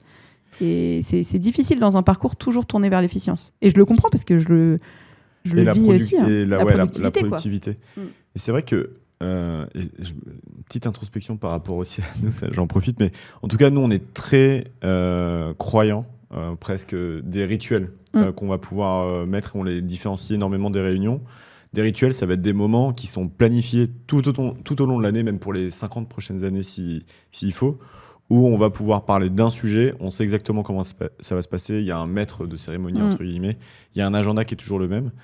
Et je trouve que c'est intéressant d'avoir des rituels pour chaque chose qui est important. Ça veut dire la cohésion d'équipe, on a un rituel de cohésion, ça peut être comprendre le business. Et moi, je me dis aussi que, en fait, tu vois, il y a peut-être d'autres choses qu'on pourrait ritualiser encore plus.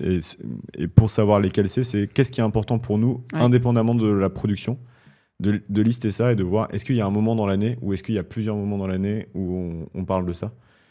Et je pense que maintenant qu'on grandit, ça pourrait être aussi intéressant d'avoir se reposer ces questions. Des Rex, tu vois, vous faites un projet ensemble de se reposer ces questions-là. Mais je trouve que la quick win ritualisée sur ces moments-là Et si on n'a pas de rituel, se dire, est-ce que c'est vraiment important pour nous, quoi.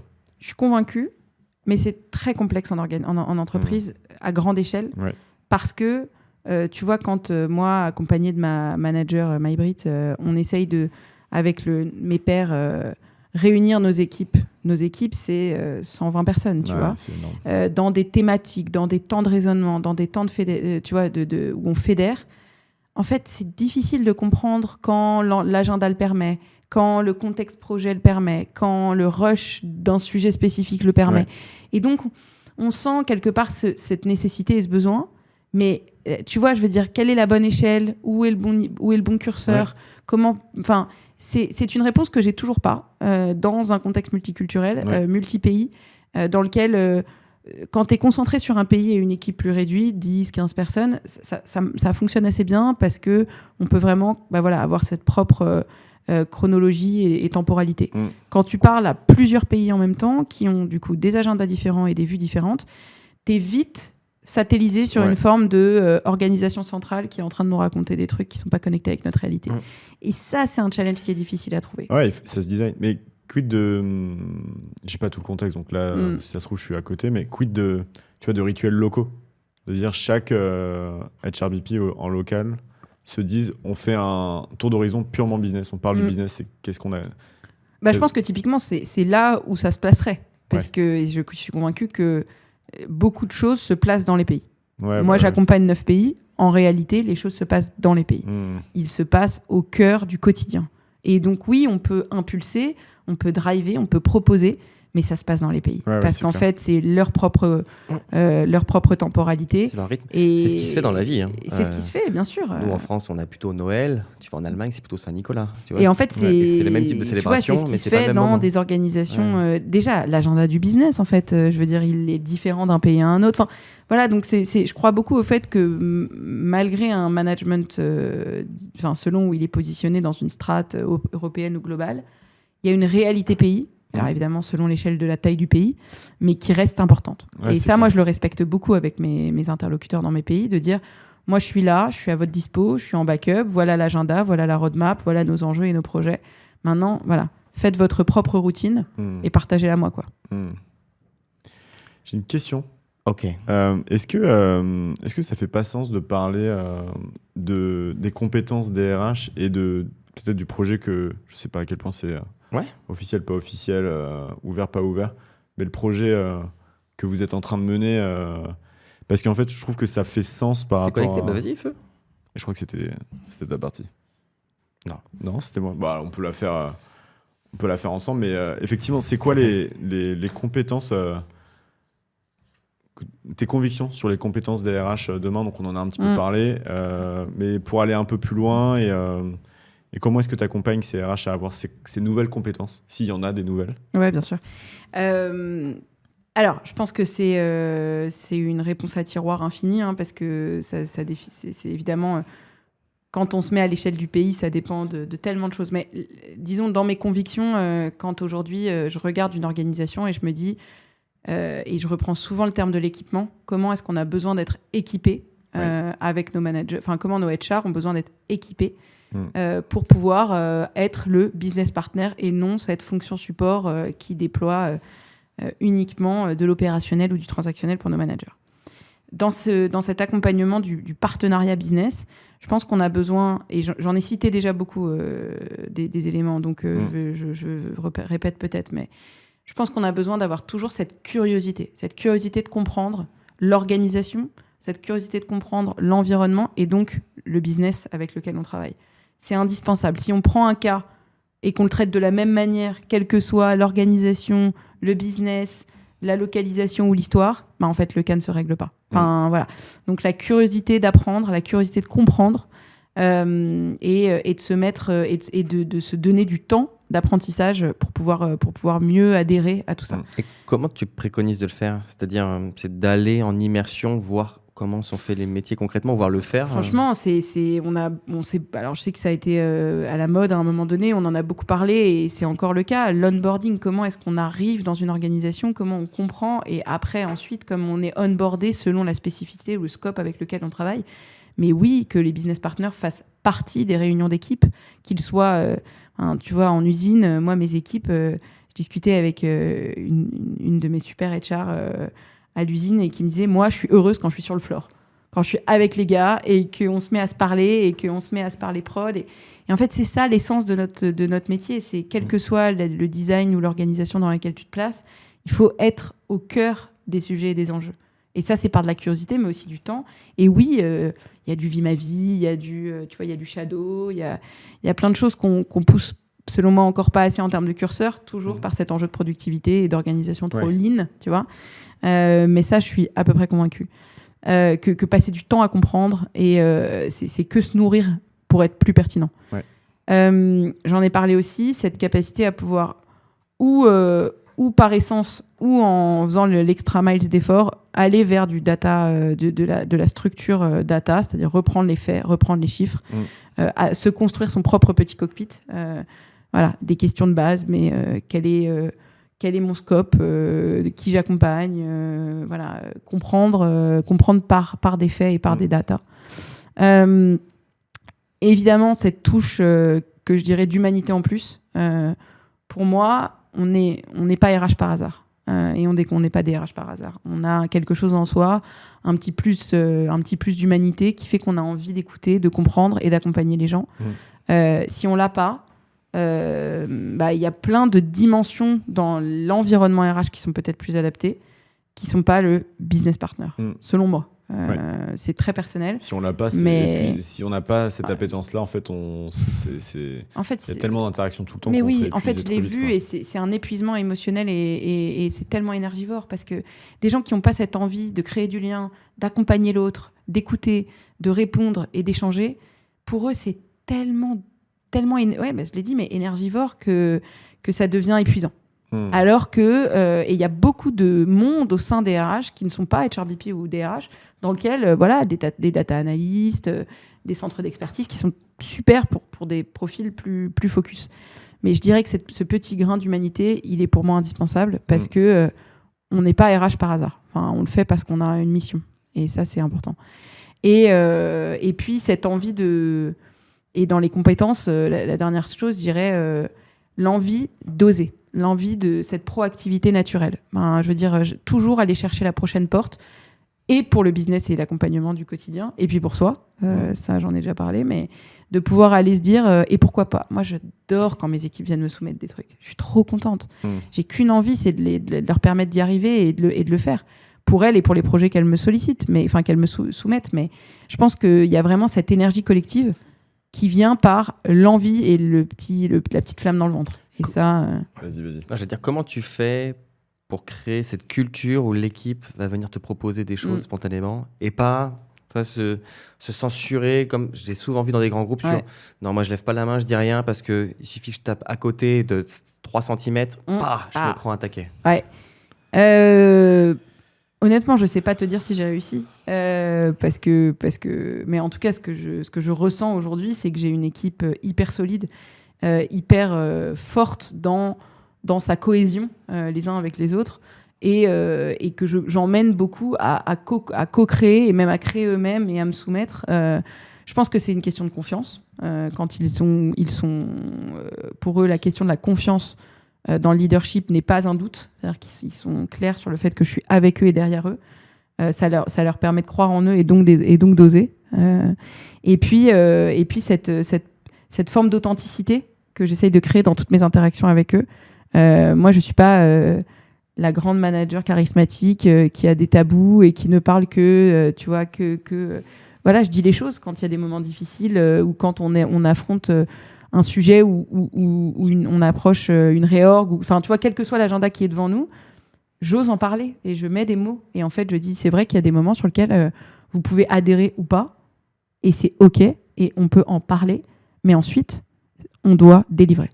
Et en fait, c'est cet équilibre qui fait que, j'espère, ça leur donne et le niveau de confiance de se dire OK, et le niveau d'ouverture d'esprit et de liberté de dire j'ai pu dire ce que je ressentais, et en même temps, le message est clair, je dois avancer. Voilà. Et s'il y a des HRBP qui nous écoutent, qui ont envie de faire des propositions à leur DRH, c'est quoi une bonne propale et une moins bonne propale en tant que HRBP pour son DRH? Je pense que ça réside, c'est un peu bateau, mais ça réside sur la préparation. C'est-à-dire que si tu viens en disant « j'ai un problème, trouve-moi une solution », moi, j'ai fermé le call. Enfin, tu vois, je veux dire, pour la simple et bonne raison qu'on est dans des organisations, surtout dans les moyennes et grosses boîtes, où on est nombreux, avec des challenges quotidiens et un temps disponible pour un café limité. Donc, en fait, si tu ne viens que m'apporter des problèmes, je ne m'estime pas être la bonne personne pour t'apporter des solutions. En revanche, si tu te présentes à moi avec le contexte qui génère toutes les problématiques qui sont les tiennes et que tu me les exposes, mais que tu viens en me disant « j'ai réfléchi à qu'est-ce qui pourrait être pour moi les axes de solution et voici le plan d'action relatif », là, je serai avec toi. Et là, j'y consacrerai le temps, l'énergie,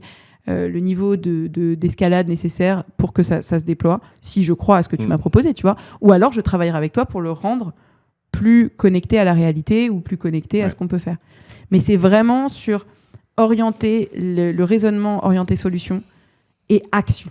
Toujours se mettre dans ces deux dimensions pour pouvoir sortir du carcan de la frustration. Enfin, il y a des méthodes qui disent tu es dans ta box, tu vois, t'es dans ta boîte de frustration, tu es hors de ta boîte de frustration. Bah, pour sortir de sa boîte de frustration, c'est par l'action. Et ça... Il y avait une vidéo que moi je trouve incroyable, qui est simple, mais de Barack Obama, qui explique que au niveau gouvernemental, il y a des gens très très smart qui sont capables de dire si ça va marcher, si ça va pas marcher. Et il disait, moi ce que j'ai juste envie d'avoir, c'est quelqu'un qui me dit ok, pas de problème, je gère, donne-moi ce sujet, je gère. Et en fait, c'est ça qui faisait monter les personnes comme ça. C'est vrai que c'est quand tu as tellement de choses à gérer, quand il y a quelqu'un dans son équipe qui dit « Ok, il y a ça, t'inquiète, je gère ». Et là, tu dis « Ah ». Mais c'est tellement agréable. Et en fait, alors moi, je sais que je suis plutôt ce genre de profil de dire « Je prends, je vais gérer ». Mais tu peux pas attendre de tes équipes d'être comme toi. Et ça aussi, c'est un point qui est important, en fait. Une équipe, c'est comme l'environnement culturel dans lequel tu existes. C'est un puzzle de culture, c'est un puzzle de profil, de personnalité. Ils ont tous un style différent. Et tu peux pas que déployer, recopier ton style ou ton approche. Néanmoins, tu peux leur donner la façon dont tu fonctionnes pour que, du coup, vous puissiez vous rencontrer sur les bons terrains. Et ça, c'est important. Et ça, c'est ce qui fait fonctionner les choses. Donc, pour moi. En tant que leader, de dire à ton équipe ce que tu attends d'eux, et qu'à la limite, ils te disent en fait, aussi c'est ce qu'on appelle les règles quoi. D'engagement pour moi, qui sont toujours importantes à définir dans le début d'une collaboration. Comment on fonctionne chacun ? Comment tu fonctionnes et comment moi je fonctionne ? Moi, je suis, donc selon qui on est, mais je suis transparente, je suis honnête, je suis spontanée, je suis très investie dans mes tâches et dans mon activité. Je n'ai pas de problème à ce que tu sortes des clous ou que tu sortes des heures. Tu vois ce que je veux dire si tu en as besoin. Toi, en revanche, tu es quelqu'un qui a besoin de cas, de méthodologie, de temps précis, de timing, de timeline. OK, si je le sais, on va faire ensemble de se rencontrer. Peut-être pas là où tu es ou là où je suis, mais on va se rencontrer. Mais ça, c'est dans le dialogue et dans l'apprentissage de l'autre. Et c'est indispensable dans, je pense, le management d'une équipe constructive. Encore une fois, c'est intéressant dans le management, c'est intéressant dans le côté multiculturel aussi. Et bien sûr. Moi, je suis suédois et j'attends des timelines qui sont claires, ou alors j'attends un peu d'émotion. Mais en fait, c'est ça ce qui manque de temps en temps dans les organisations, c'est mettons les mots sur les règles d'engagement. Et une fois qu'on les connaît, bah, on fait notre pas respectif, parce que je pense que c'est jamais à l'un de se plugger sur le mode de l'autre. On fait un pas qui nous fait nous mettre dans cette zone de rencontre dans laquelle on apprend à travailler ensemble et on s'adapte l'un à l'autre. C'est le rôle du manager comme celui de l'employé.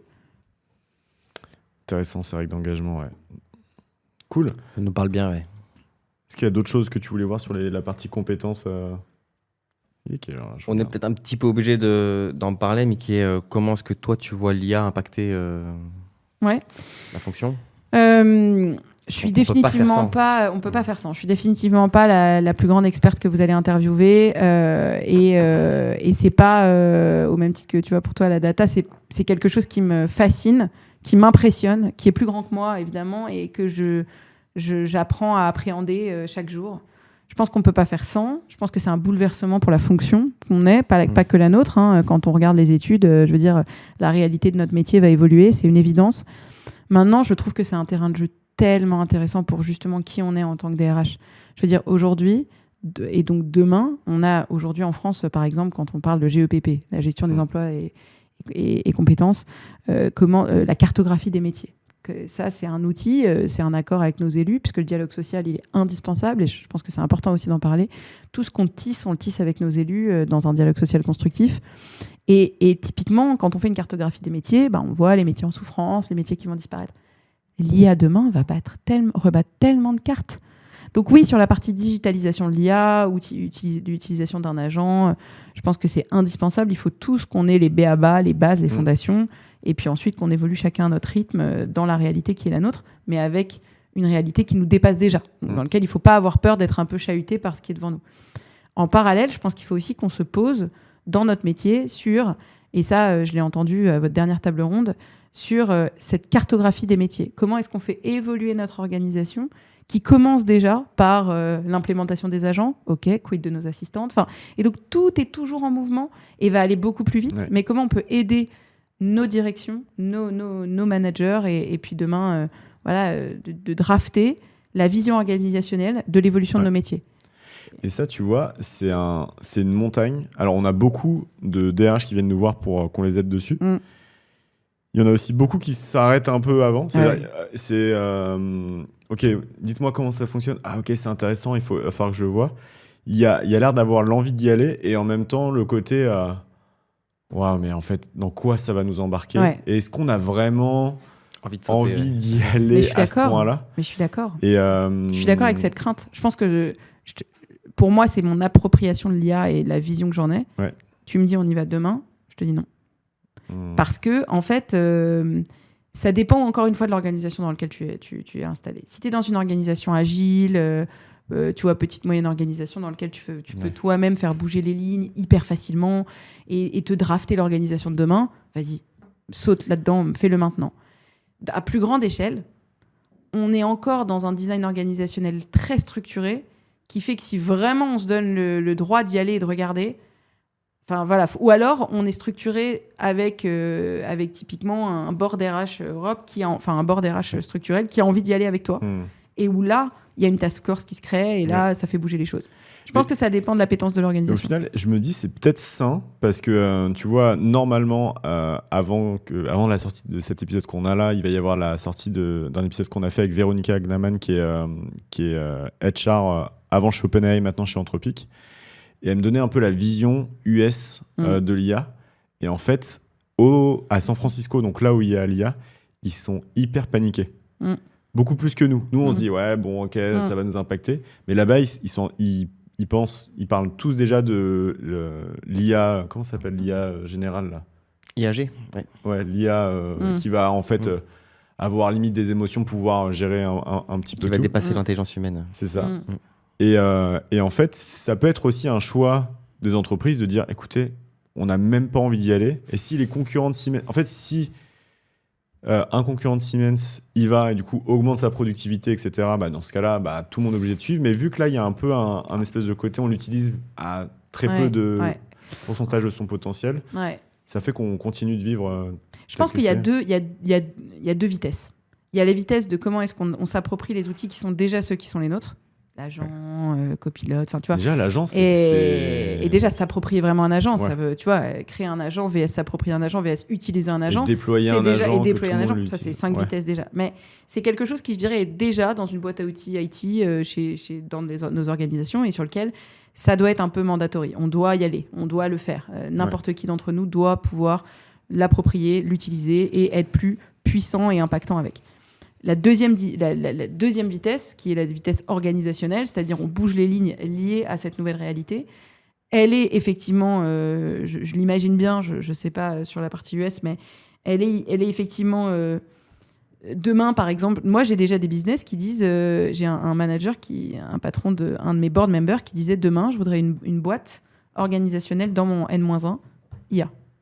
C'est-à-dire un IA qui a une boîte dans mon management au niveau du board. Okay. Il n'a pas élaboré, donc tu vois. Mais donc c'est déjà là. Donc en fait, on est là. Oui, mais comment le chemin va se produire sur ce design-là? Je pense qu'il peut être en plusieurs temps. Peut-être qu'à un moment, ce que j'imagine, c'est qu'il s'accélérera très vite. C'est-à-dire qu'à un moment donné, ça va devenir une une nécessité absolue et donc on va tous se concentrer dessus, au jour où on aura les yeux suffisamment ouverts sur cette réalité organisationnelle, tu vois. Moi, j'ai l'impression que, en fait, le momentum, au moins pour les RH, c'est d'être dans la discussion de la transformation IA de l'organisation. Oui. Pas forcément besoin, enfin, sauf s'il y a une appétence, mais d'être à l'avant-garde, c'est une chose et ça représentera forcément proportionnellement 2% les early adopters, quoi. Donc, très bien, pourquoi pas. Mais au minimum, il faut déjà commencer à se placer pour être dans les discussions. Et du coup, pour se placer et être dans les discussions, comme tu as dit, arriver avec de la data en disant on a fait le test sur 2 métiers, pas forcément sur tout, mais sur 2 métiers. Voilà comment vos métiers business vont se transformer. Et du coup, est-ce que vous voulez que je fasse une cartographie un peu plus globale sur les autres ? Et du coup, négocier sa place à la table, quoi. Je suis d'accord avec toi, mais en fait, c'est très lié. Si on le sort de l'IA pour l'IA, pour moi, c'est lié à l'agilité organisationnelle. C'est-à-dire que si on est dans une organisation qui sait vivre dans une agilité organisationnelle, qui fait bouger les lignes, tu vois, de manière avec des bons équipements en termes d'amélioration continue, des bons équipements en termes de change, en fait, l'IA va arriver comme une nouvelle réalité, mais comme pourrait être un boom business dans une autre réalité. Cette agilité, et c'est un mot un peu mode, on l'entend partout, et je sais qu'il y a des gens qui ne l'aiment pas, mais notre capacité de résilience et de faire évoluer les choses et de bouger les lignes facilement, sans être toujours dans cette infinie courbe du changement, tu vois, et de frustration, pour moi, c'est de l'appropriation qui sera celle nécessaire à l'IA, qui fera peut-être faire bouger les choses beaucoup plus vite, mais qui est celle que mes organisations doivent déjà aussi vivre sur des mouvements business où on s'installe là, on sort de là, on bouge ce projet, en fait non, tu vois, et où donc on recrute, on arrête de recruter, on change, on évolue, on bouge, on fait plus la même chose. Je pense que les organisations sont à ce niveau-là, de capacité d'agilité, même je pense les que équipes le RH mot sont IA équipées peut pour faire ça. peur en se disant on n'est pas équipé. En fait, je pense qu'il y a beaucoup d'organisations qui sont équipées en termes de méthodologie agile et de faculté à pouvoir bouger et qui, du coup, pourront déployer cette approche pour rencontrer l'IA en termes de nouvelles réalités. Tu vois ? Et que c'est pas que parce que tu es early adopter que tu vas le gérer mieux. Tu vas le gérer mieux parce que tu vas le maîtriser mieux. Mais si tu es déjà une organisation agile qui sait bouger les lignes, tu sauras naturellement plus y faire face. Je le prends comme ça parce que je suis moi-même plus à l'aise avec la partie agilité organisationnelle qu'avec l'IA. Donc c'est peut-être une excuse. Peut-être un nouveau piège. Non, mais effectivement, il faut qu'on trouve tous notre lien d'adoption, quoi. Exactement. Étape par étape, ouais. Je voulais après qu'on revienne un peu sur toi, Louise, parce que pour moi, tu peux pas avoir eu des rôles aussi grands, aussi forts, aussi vite, sans prendre de murs. Ouais. Et sans avoir fait d'erreurs et vécu des situations d'échec. Et dans nos échanges préparatoires, tu étais très ouverte au sujet. Ouais. Et je pense que c'est une vraie preuve d'humilité. Donc bravo pour ça, parce que c'est pas la norme en France. Et je voulais qu'on en parle un petit peu. Parce qu'il faut aussi désacraliser le syndrome du héros, qui est plus fort que tout le monde. Voilà. Et expliquer que en fait, si tu es aussi là où tu es aujourd'hui, ça ne s'est pas fait sans concession et sans mur que tu as pu prendre. Absolument. Et je suis hyper contente d'en parler. Et je trouve que c'est indispensable de le dire, quoi qu'il arrive, en fait, quelle que soit la progression professionnelle que tu fais. Mais oui, tu te prends des murs, et j'en ai pris pas mal. En fait, on peut regarder après lesquels en détail ou pas, mais ce qui est certain, c'est quelle est ta capacité à accueillir l'échec, toi et puis ton environnement. Et ça, c'est très défini. En fait, ça va définir pour moi toutes les règles. Si tu es quelqu'un si personnellement tu te mets une pression qui fait que tu n'accepteras pas d'être dans l'échec, ou si tu es accompagné de gens qui n'ont envie de voir en toi que de la performance, ça ne générera, selon moi, que des échecs plus grands. Tu vois ce que je veux dire ? Et c'est l'approche de l'échec qui est aussi tout un point sur lequel c'est OK, en fait. C'est OK parce que c'est notre courbe d'apprentissage à tous, mais c'est aussi notre courbe de vie. En fait, il n'existe pas de super-héros qui performent au quotidien, tu vois, dans n'importe quel domaine. On ne sait pas, donc on apprend. Et quand on apprend, y a des moments où on performe un peu en doigt mouillé, et puis ça passe, et puis il y a des moments où ça passe pas. Et c'est OK. Et c'est OK, et c'est hyper important parce qu'on apprend tellement. Enfin, je veux dire, je quote pas de dire qu'on apprend plus dans les échecs que dans les victoires, quoi. Mais c'est vrai, tu vois. Il y a une phrase que tu nous as dit qui était j'y vais toujours trop vite. Ouais. Et en fait, à quel moment tu es allé trop vite et ça t'a finalement coûté Ouais, mais tu vois, pour reprendre un peu ce que disait Obama, moi, comme je suis celle qui va dire je gère, je prends tout, quoi. Je lève la main, je prends, et je suis avec mon petit sourire de confiance ça va passer. Et ben en fait, ça passe pas à chaque fois. Et puis en plus, je le prends et je le gère dans les timelines qui me sont proposés. Et puis pour faire en plus celle qui va faire mieux, bah, je prends le timeline le plus short proposé, tu vois, pour que vraiment on soit au max du challenge. J'adore les challenges. Je suis quelqu'un qui adore me challenger. J'adore les challenges sportifs, j'adore les challenges perso, j'adore les challenges pro, j'adore me challenger. J'aime tout le temps me mettre un objectif, le fixer, le revoir, y arriver, pas y arriver. J'adore les challenges. Et je prends chacune de ces initiatives comme des challenges. En revanche, j'y vais trop vite. Donc, alors, un peu moins maintenant, heureusement, je rassure mes équipes. Mais j'y vais trop vite et notamment, j'ai cette espèce de fougue liée à l'énergie peut-être, tu vois, dès mes démarrages dans le projet avec mon Deleuze avant de partir à Birmingham. Je prends, je fais, mais je me relis pas. Je prends, je fais, mais je valide pas. Tu vois ce que je veux dire ? Et en fait, c'est oublier certaines étapes. J'oublie des étapes clés, des étapes nécessaires, des étapes de process, des étapes d'adhésion, parce que j'ai envie d'aller trop vite. Et en fait, et ça, c'est globalement ce qui a l'idée à le plus de portes que j'ai pris, c'est d'avoir envie de délivrer en temps et en heure, de manière qualitative pour les gens autour de moi, mais de ne pas avoir pris le temps. Et je me souviens une phrase que mon DG, encore une fois, il va se dire, elle ne fait que me citer, mais Pierre me disait, c'est « Louise, pose des silences. Apprécie le silence. Apprécie le calme entre tes mots. » Et en fait, c'est la même chose dans les projets. Prends le temps d'analyser ce que tu fais, regarder ce que tu es en train de faire pour être sûr de ce que tu es en train de faire, pour du coup réfléchir 2 fois, tourner ta langue dans ta bouche 2 fois, puis le rendre. Et ça, je l'ai appris. Parce que sinon, j'allais trop vite. Et donc, aller trop vite, ça veut aussi dire de temps en temps bâcler. Ça veut dire ne pas vérifier ses propres datas. Et donc, c'est perdre la confiance de tes interlocuteurs. Tu le vis comment, le silence, aujourd'hui ? Bah, tu peux le constater, pas très bien. Je suis pas assez... Mais, en revanche, j'ai vraiment un sujet avec le silence. Donc, on va pas rentrer là-dessus, parce que ça va devenir une psychothérapie. Mais, en revanche, j'apprécie le fait de poser les mots. Et en fait, ça, c'est pour le coup quelque chose que j'ai appris par les échecs, les challenges. C'est de dire, il y a des moments où il faut poser ce qu'on est en train de faire et se poser 2 fois la question avant de le délivrer. Et notamment, dans les portes, quand je suis arrivée en Suède et que j'ai eu ce projet de transfo à gérer, je l'ai géré comme je gérais mon projet de transfo français. Donc, avec ma confiance culturelle française, entourée de Français, mais à l'échelle suédoise. Je gère, tu vois, le pitch. Je prends, je gère, je fais. Et j'y suis allée droit devant, d'un coup, en déployant. Sauf que je n'avais pas fait valider ma vision des choses, je ne l'avais pas fait relire, je ne l'avais pas fait valider, et surtout, je n'avais pas analysé l'environnement dans lequel j'allais déployer. J'avais pas analysé que le déploiement dans X pays d'Europe n'était pas la même chose au UK, en France, en Espagne, en Belgique ou en Roumanie. J'avais pas analysé que chacun allait avoir une complexité organisationnelle qu'en fait je ne connaissais pas, puisque je ne connaissais que la mienne, celle de la France. C'est une porte. C'est une porte parce que qu'est-ce que ça génère ? Ça génère pas de confiance, mais surtout pas d'adhésion. C'était quoi c'est quoi le moment où tu t'es rendu compte que c'était une porte, que tu étais allé trop vite ? En fait, je me suis rendu compte puisque quand je voyais comment le projet de déploiement résonnait localement, il résonnait pas. En fait, j'étais ce que je n'avais jamais voulu être, cette femme dans sa tour d'ivoire qui balance du projet sans connaître les sujets. Ce que je m'étais interdit d'être, puisque j'étais hyper fière de devenir Global HRBP, après être devenue DRH de pays, ce dont je suis convaincue en termes de parcours, parce que pour moi, tu dois connaître ton pays.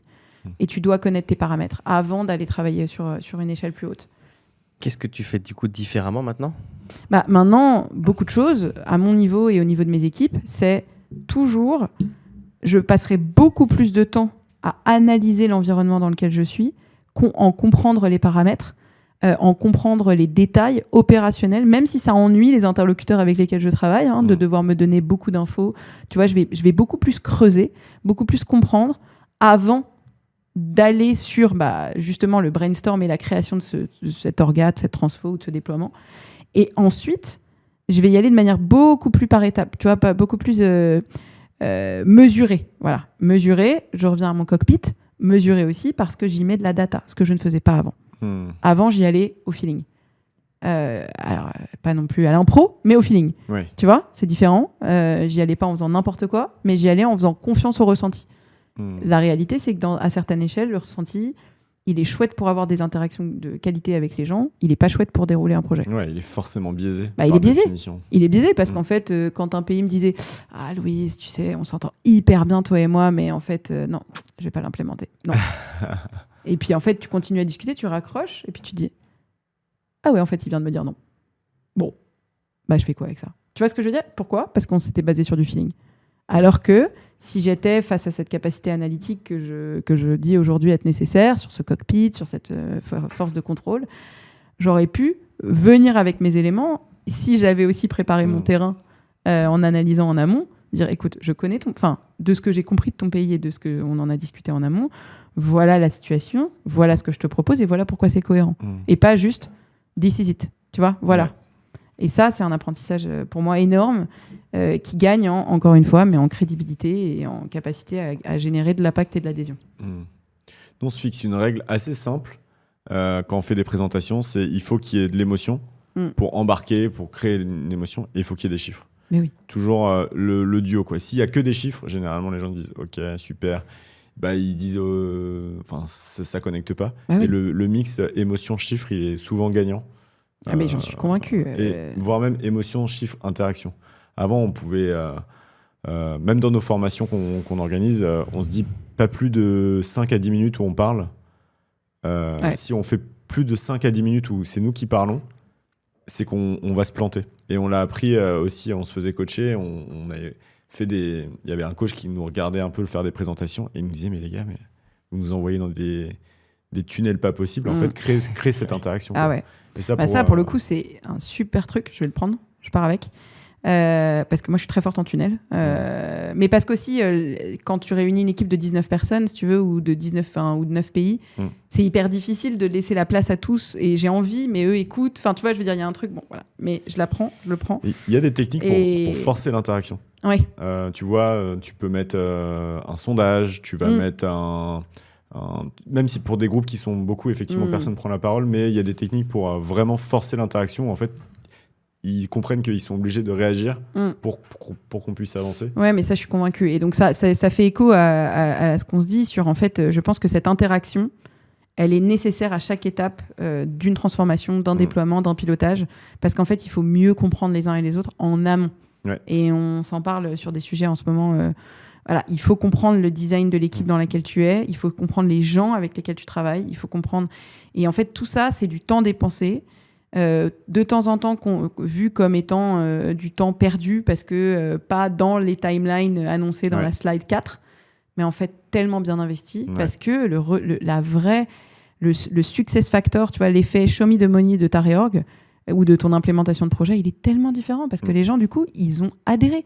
Ils se sont dit, OK, j'ai compris. Là, t'acceptes de ralentir, alors. Ouais, là, j'accepte de ralentir, ouais.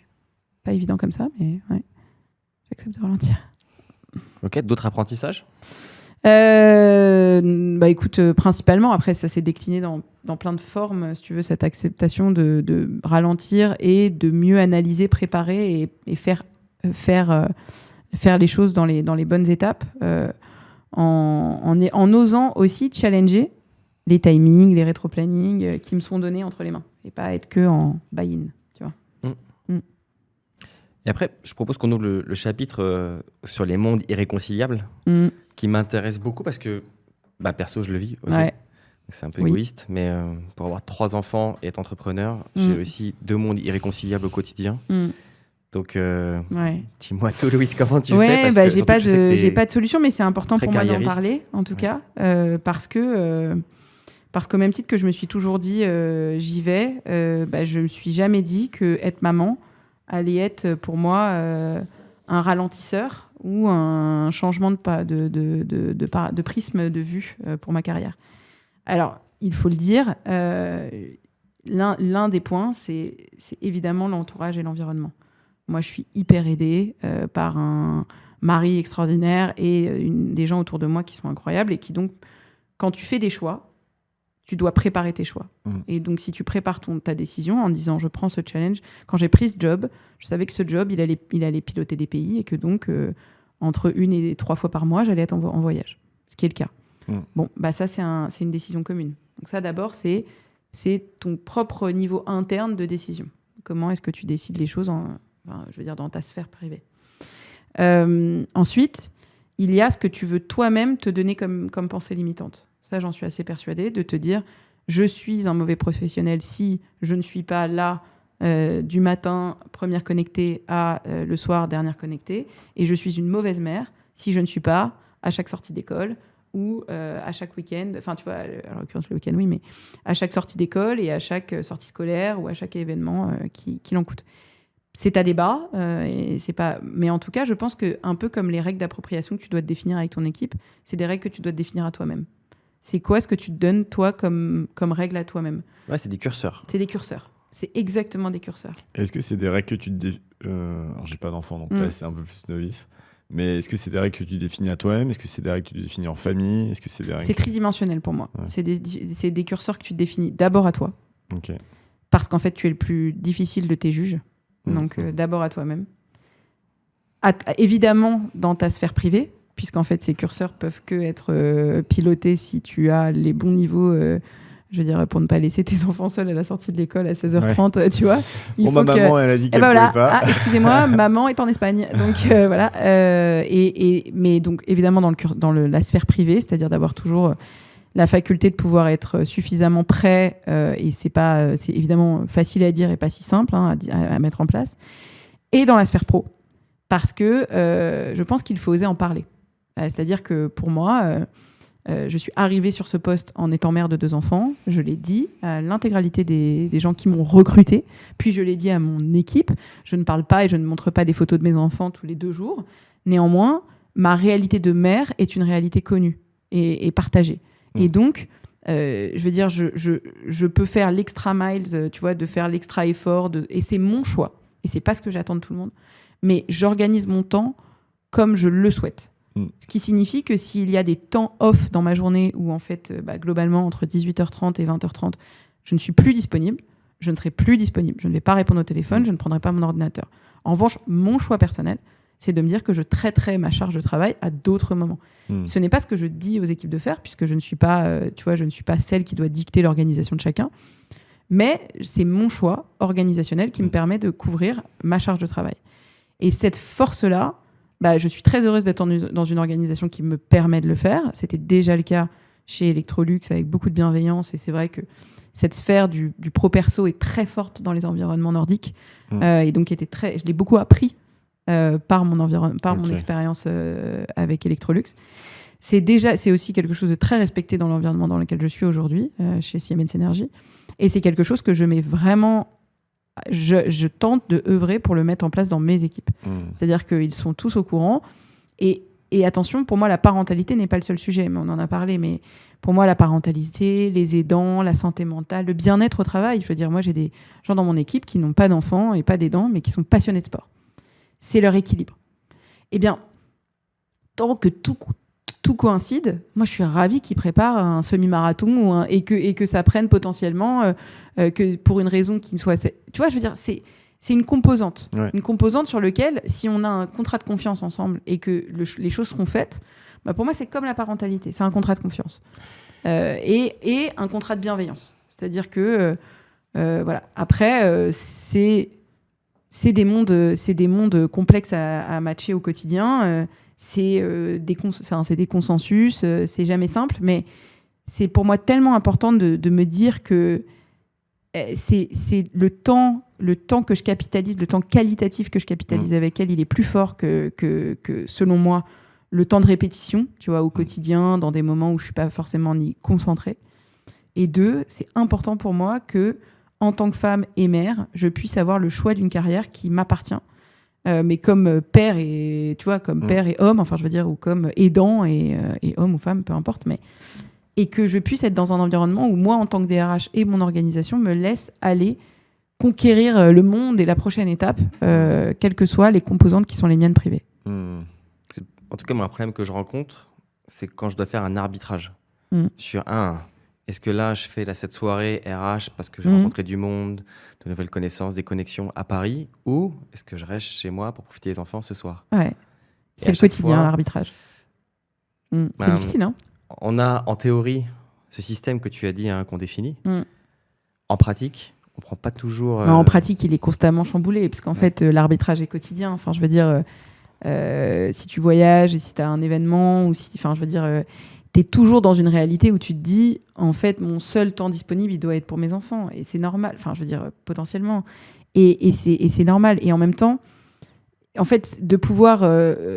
Après, je pense aussi que dans le monde pro, on a toujours à challenger la réalité de ce qu'on nous demande de faire. Je veux dire, avons-nous besoin d'être partout, tout le temps ? Tu vois ce que je veux dire ? Est-ce qu'on n'est pas en capacité de pouvoir se dire, je pense que ça, c'est pas nécessaire. Ça, je maintiens que je pense qu'il est nécessaire de s'appliquer cette règle et de l'appliquer en bonne communication ouverte avec son équipe ou son management. Mais sur la vie perso, de la même manière. C'est-à-dire, est-ce que j'ai besoin de voir est-ce que je rentre parce que par culpabilité, je pense que je dois être là pour le coucher ? Ou est-ce que je rentre parce que c'est un moment clé dans lequel je dois passer ce temps avec mes enfants, parce qu'il y a un moment d'échange que je veux ne pas manquer, parce qu'il s'est passé quelque chose, ou parce que je veux être présente. Et c'est ça aussi, si c'est parce que je me sens obligée ça, c'est un moment qui ne sera pas impactant dans ton épanouissement personnel, selon moi, au moment T où en fait tu seras tiraillé entre tes deux réalités. Alors que si je pense que c'est vraiment une question d'assumer ses choix et ses décisions. Et c'est pas facile, hein, je vis de culpabilité constante, donc il n'y a pas de bonne solution. Mais en tout cas, je pense que c'est important parce qu'aujourd'hui, dans une carrière... C'est important de mettre des mots dessus. C'est important de mettre des mots dessus parce que dans une carrière, et à quelle que soit l'étape, notamment dans cette période de vie dans laquelle il peut y avoir des éléments qui rentrent en compte, soit on décide et c'est aussi OK de se dire je priorise de prendre ce temps, et organisationnellement, et puis même maintenant avec les dispositions de congé paternité, de congé maternité, on a de plus en plus d'opportunités de prendre ce temps, et on doit aussi ouvrir le dialogue en interne pour que les managers le comprennent. Ça c'est aussi beaucoup de choses, hein, l'appropriation du management sur la gestion de la parentalité. Mais c'est un contrat de confiance. Si en retour, on sait que quand la personne va revenir, elle va être ressourcée de tout ce temps passé et de cette énergie donnée, c'est un plus beau cadeau qu'on peut avoir ensemble pour l'avenir. Et qu'est-ce que tu fais différemment depuis que tu es devenue maman ? Évidemment, je fais évidemment des choix, parce que cet arbitrage, avant, je ne l'avais pas, dans le sens où je donnais un arbitrage complet je donnais mon temps à l'évolution que j'avais envie de donner à ma carrière. Maintenant, c'est un arbitrage, mais cet arbitrage, il est intéressant parce que du coup, il te pousse aussi à prioriser tes tâches, prioriser les sujets qui sont non essentiels, les meetings non essentiels, les sujets que tu peux plus déléguer, tu vois. Et donc, en fait, peu importe le paramètre, puisque je pense que la parentalité est un aspect, mais il peut y en avoir beaucoup d'autres, ça t'aide à prendre un angle différent. Voilà, sur la réalité. Et donc, je dirais que je priorise mieux, je m'organise mieux, et je sais aussi challenger plus, de manière à différents périmètres, ma réalité. Qu'est-ce que ça a changé dans ta façon de manager les équipes ? Je pense que ça a changé, de toute façon, ça a changé une forme, ça m'a donné une forme de douceur naturelle. Je pouvais être très fonceuse, très, très... un peu train à grande vitesse, un peu cash. J'avais bulldozer. Bulldozer, complètement. C'est vraiment ça. Maintenant, je crois que ça m'a permis de simplement ajouter quelque chose que je pense qui est extrêmement important, c'est de l'empathie. Maintenant, je me sens être plus dans une touche d'humanité complémentaire dont j'ai parlé dans les compétences nécessaires, mais avec de l'empathie et de la gentillesse. Et je crois beaucoup au management par la gentillesse, qui n'est pas du management par la faiblesse, mais par le fait que c'est OK de se dire les choses et c'est OK de se sourire et c'est OK, tu vois, et ça, c'est un nouveau prisme, un nouveau filtre que j'ai mis dans mes lunettes depuis que je suis maman. Je suis assez aligné avec ton... J'ai eu le même type de déclic qui était de me dire, en fait, la réalité qui est la mienne de bourriner aussi, fort, n'est pas la norme, mais c'est ma norme. C'est ta norme. Il y a autant de normes que d'individus. Exactement. Donc, faut et les en fait, accepter. tu fais grandir et tu nourris ta norme. C'est-à-dire qu'en fait, tu peux...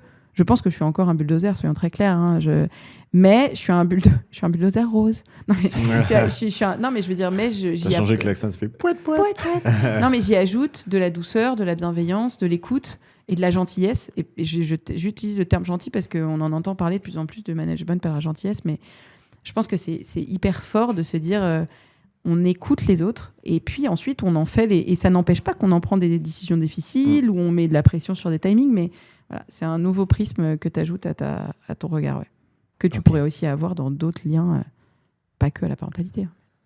Merci pour ton partage, aussi bien sur les échecs que sur ça, parce qu'il y a un sujet qu'on aborde peu ou pas souvent. Peu, ouais. Et on va rentrer lentement mais sûrement vers la dernière phase que tu connais du coup pour nous écouter. Tu connais par cœur, c'est on exactement va ce qui voir. va se passer. On va voir. On va voir. Louise, je vais te proposer 2 options. Et à chaque fois, tu vas me dire l'une ou l'autre. Ouais. Tu auras le droit à un joker. Choisis-le bien. Un joker parmi toutes les questions. Ouais. Ok. Et j'en ai 45. Non. Premier. Transformer en douceur ou secouer les lignes? Secouer les lignes. Ouais, bien sûr. Données RH ou intuition terrain? Intuition terrain. Cœur de tofu ou cœur de canard? Cœur de tofu. Ouais, ok. Lever la main tout de suite ou attendre d'être prête? Attendre d'être prête. Ah. Mais en levant la main tout de suite. Ouais. Ouais. Non, Ok. celui-là, je combinerais bien les deux. Construire ou réparer? Construire. Consensus ou décision rapide? Joker. Ok. Voyage en sac à dos ou en valise? En valise. DRH d'un pays ou de plusieurs pays? Plusieurs pays. Profil atypique ou profil rassurant? Profil atypique. Ouais, tu l'as dit. IA utile ou IA survendu? IA utile. Et un peu survendu. Et le dernier, très important, ketchup ou moutarde? Ketchup. Of course. Il n'y en avait pas. Ok, ok, ok. J'ai pas utilisé le joker. Si, t'en as Si. utilisé Ah, si, c'est vrai. un et en plus, il y en a plusieurs où t'as dit je prends les deux. T'as Ouais. utilisé J'ai plusieurs tweaké un peu, jokers. hein. T'as tweaké un C'est peu encore plus. un hold-up. Ah, mais c'est marrant parce que tu vois, par rapport à la discussion qu'on avait eue, transformer en douceur ou secouer les lignes, on reste quand même sur secouer les lignes. Ouais. Et sur données RH ou intuition terrain, il y a quand même l'intuition terrain. Oui, Ouais. parce qu'en fait, évidemment, j'y ai pensé aussi, mais si tu veux, pour moi, l'intuition terrain prime. La donnée RH accompagne. Ok. Elle peut pas être désolidarisée. Oui. Et donc, c'est pour ça que maintenant, je pense que la donnée RH, elle vient. Et c'est pour ça que le cockpit, pour moi, est tu vois, un conducteur d'avion, enfin, un pilote. Il a son intuition, il connaît le ciel, il sait où il va. Mais il a besoin de son cockpit pour avancer. C'est vrai que tu te fixes Et- pas une ambition par des données, tu te fixes une ambition Non, par une. moi je pense que par tu te fixes envie. une ambition par la vision que tu as de l'organisation et de ce que tu veux en amener, ou de la vision que ton business a et comment tu l'accompagnes. Et toi ensuite, mais c'est ton intuition qui va d'abord te faire comprendre cette vision, et ensuite tu vas t'accompagner d'un pilotage RH. Enfin, d'un pilotage factualiser après data. les données. Très bien défendu. Je Ouais. me suis dit comment elle va s'en sortir de celle-là, mais non, mais ok. Rebond. On a un Parfait. rituel où le précédent invité laisse une question pour le prochain. La question qui t'a été laissée, c'est quoi le principal défaut des DRH? Question dure. C'est une question dure. Question Je dirais d'avoir peur de la modernité. Je pense qu'aujourd'hui, l'IA est évidemment un élément qui nous pousse à nous dépasser sur la partie digitale, outils et vision de la situation. Mais on a quand même cette espèce de cadre de temps en temps encore existant du DRH. Tu vois ce que je veux dire de cette posture rassurante, opérationnelle, end-to-end, tu vois. Ouais, même dans ta façon de le dire, DRH. Ouais, tu vois, Ouais. mais c'est DRH. Et quand je pense qu'en fait, il y a tout un monde de modernité et de nouvelles lignes, évidemment liées à l'IA, mais aussi liées à la posture que tu peux prendre, qui je pense, a une longue vie devant nous. Ok. Et quel est le livre que tu recommandes ou offres le plus à tes proches, s'il y en a un? Alors, je suis en train de le lire, donc mais il y a un livre qui s'appelle L'art de l'agnac, qui est vraiment hyper cool, que j'aime beaucoup et qui montre comment déployer. Qu'est-ce que l'agnac, quand et comment l'utiliser. L'agnac, c'est l'énergie. Hein, L'agnac, c'est l'énergie, ouais. C'est l'énergie ou poussive ou intuitive. Mais ouais, je pense que étrangement, ça m'a parlé. Étrangement. Ok. Et si tu pouvais glisser un conseil à Louise de 26 ans, qui vient tout juste de faire son bilan de compétences et qui se rend compte qu'elle veut devenir RH, qu'est-ce que tu lui glisserais dans l'oreille? Je lui dirais pousse les portes, n'aie pas peur de ce qui t'attend, mais fais-le par étapes et construis chaque étape. Intentionnellement, Ouais. Ok, super. Bon, tu connais, on a un rituel à la fin où on a un petit cadeau pour nos invités. Waouh, On t'a Trop ramené, incroyable, les meilleurs gâteaux, je trouve, en Belgique. extraordinaire. J'adore les gâteaux. Une tranche de spéculoos et une tranche de chocolat. Ah ouais. Et, les plaquettes. Les plaquettes. Ah ouais. Les plaquettes, Ouais, les plaquettes, elles sont costauds. Il va falloir Alors, les cacher à la maison parce que. Ouais, attention parce que ça pèse lourd. Ouais. Et un livre qui nous a particulièrement marqué, Ulysse et moi, cette année. Enfin, Trop bien. l'année dernière plutôt, qui est Atomic Habits Ouais. de James Clear, qui, pour l'anecdote, est le livre qui est rentré dans le top 100 des livres les plus vendus au monde le plus rapidement. Incroyable.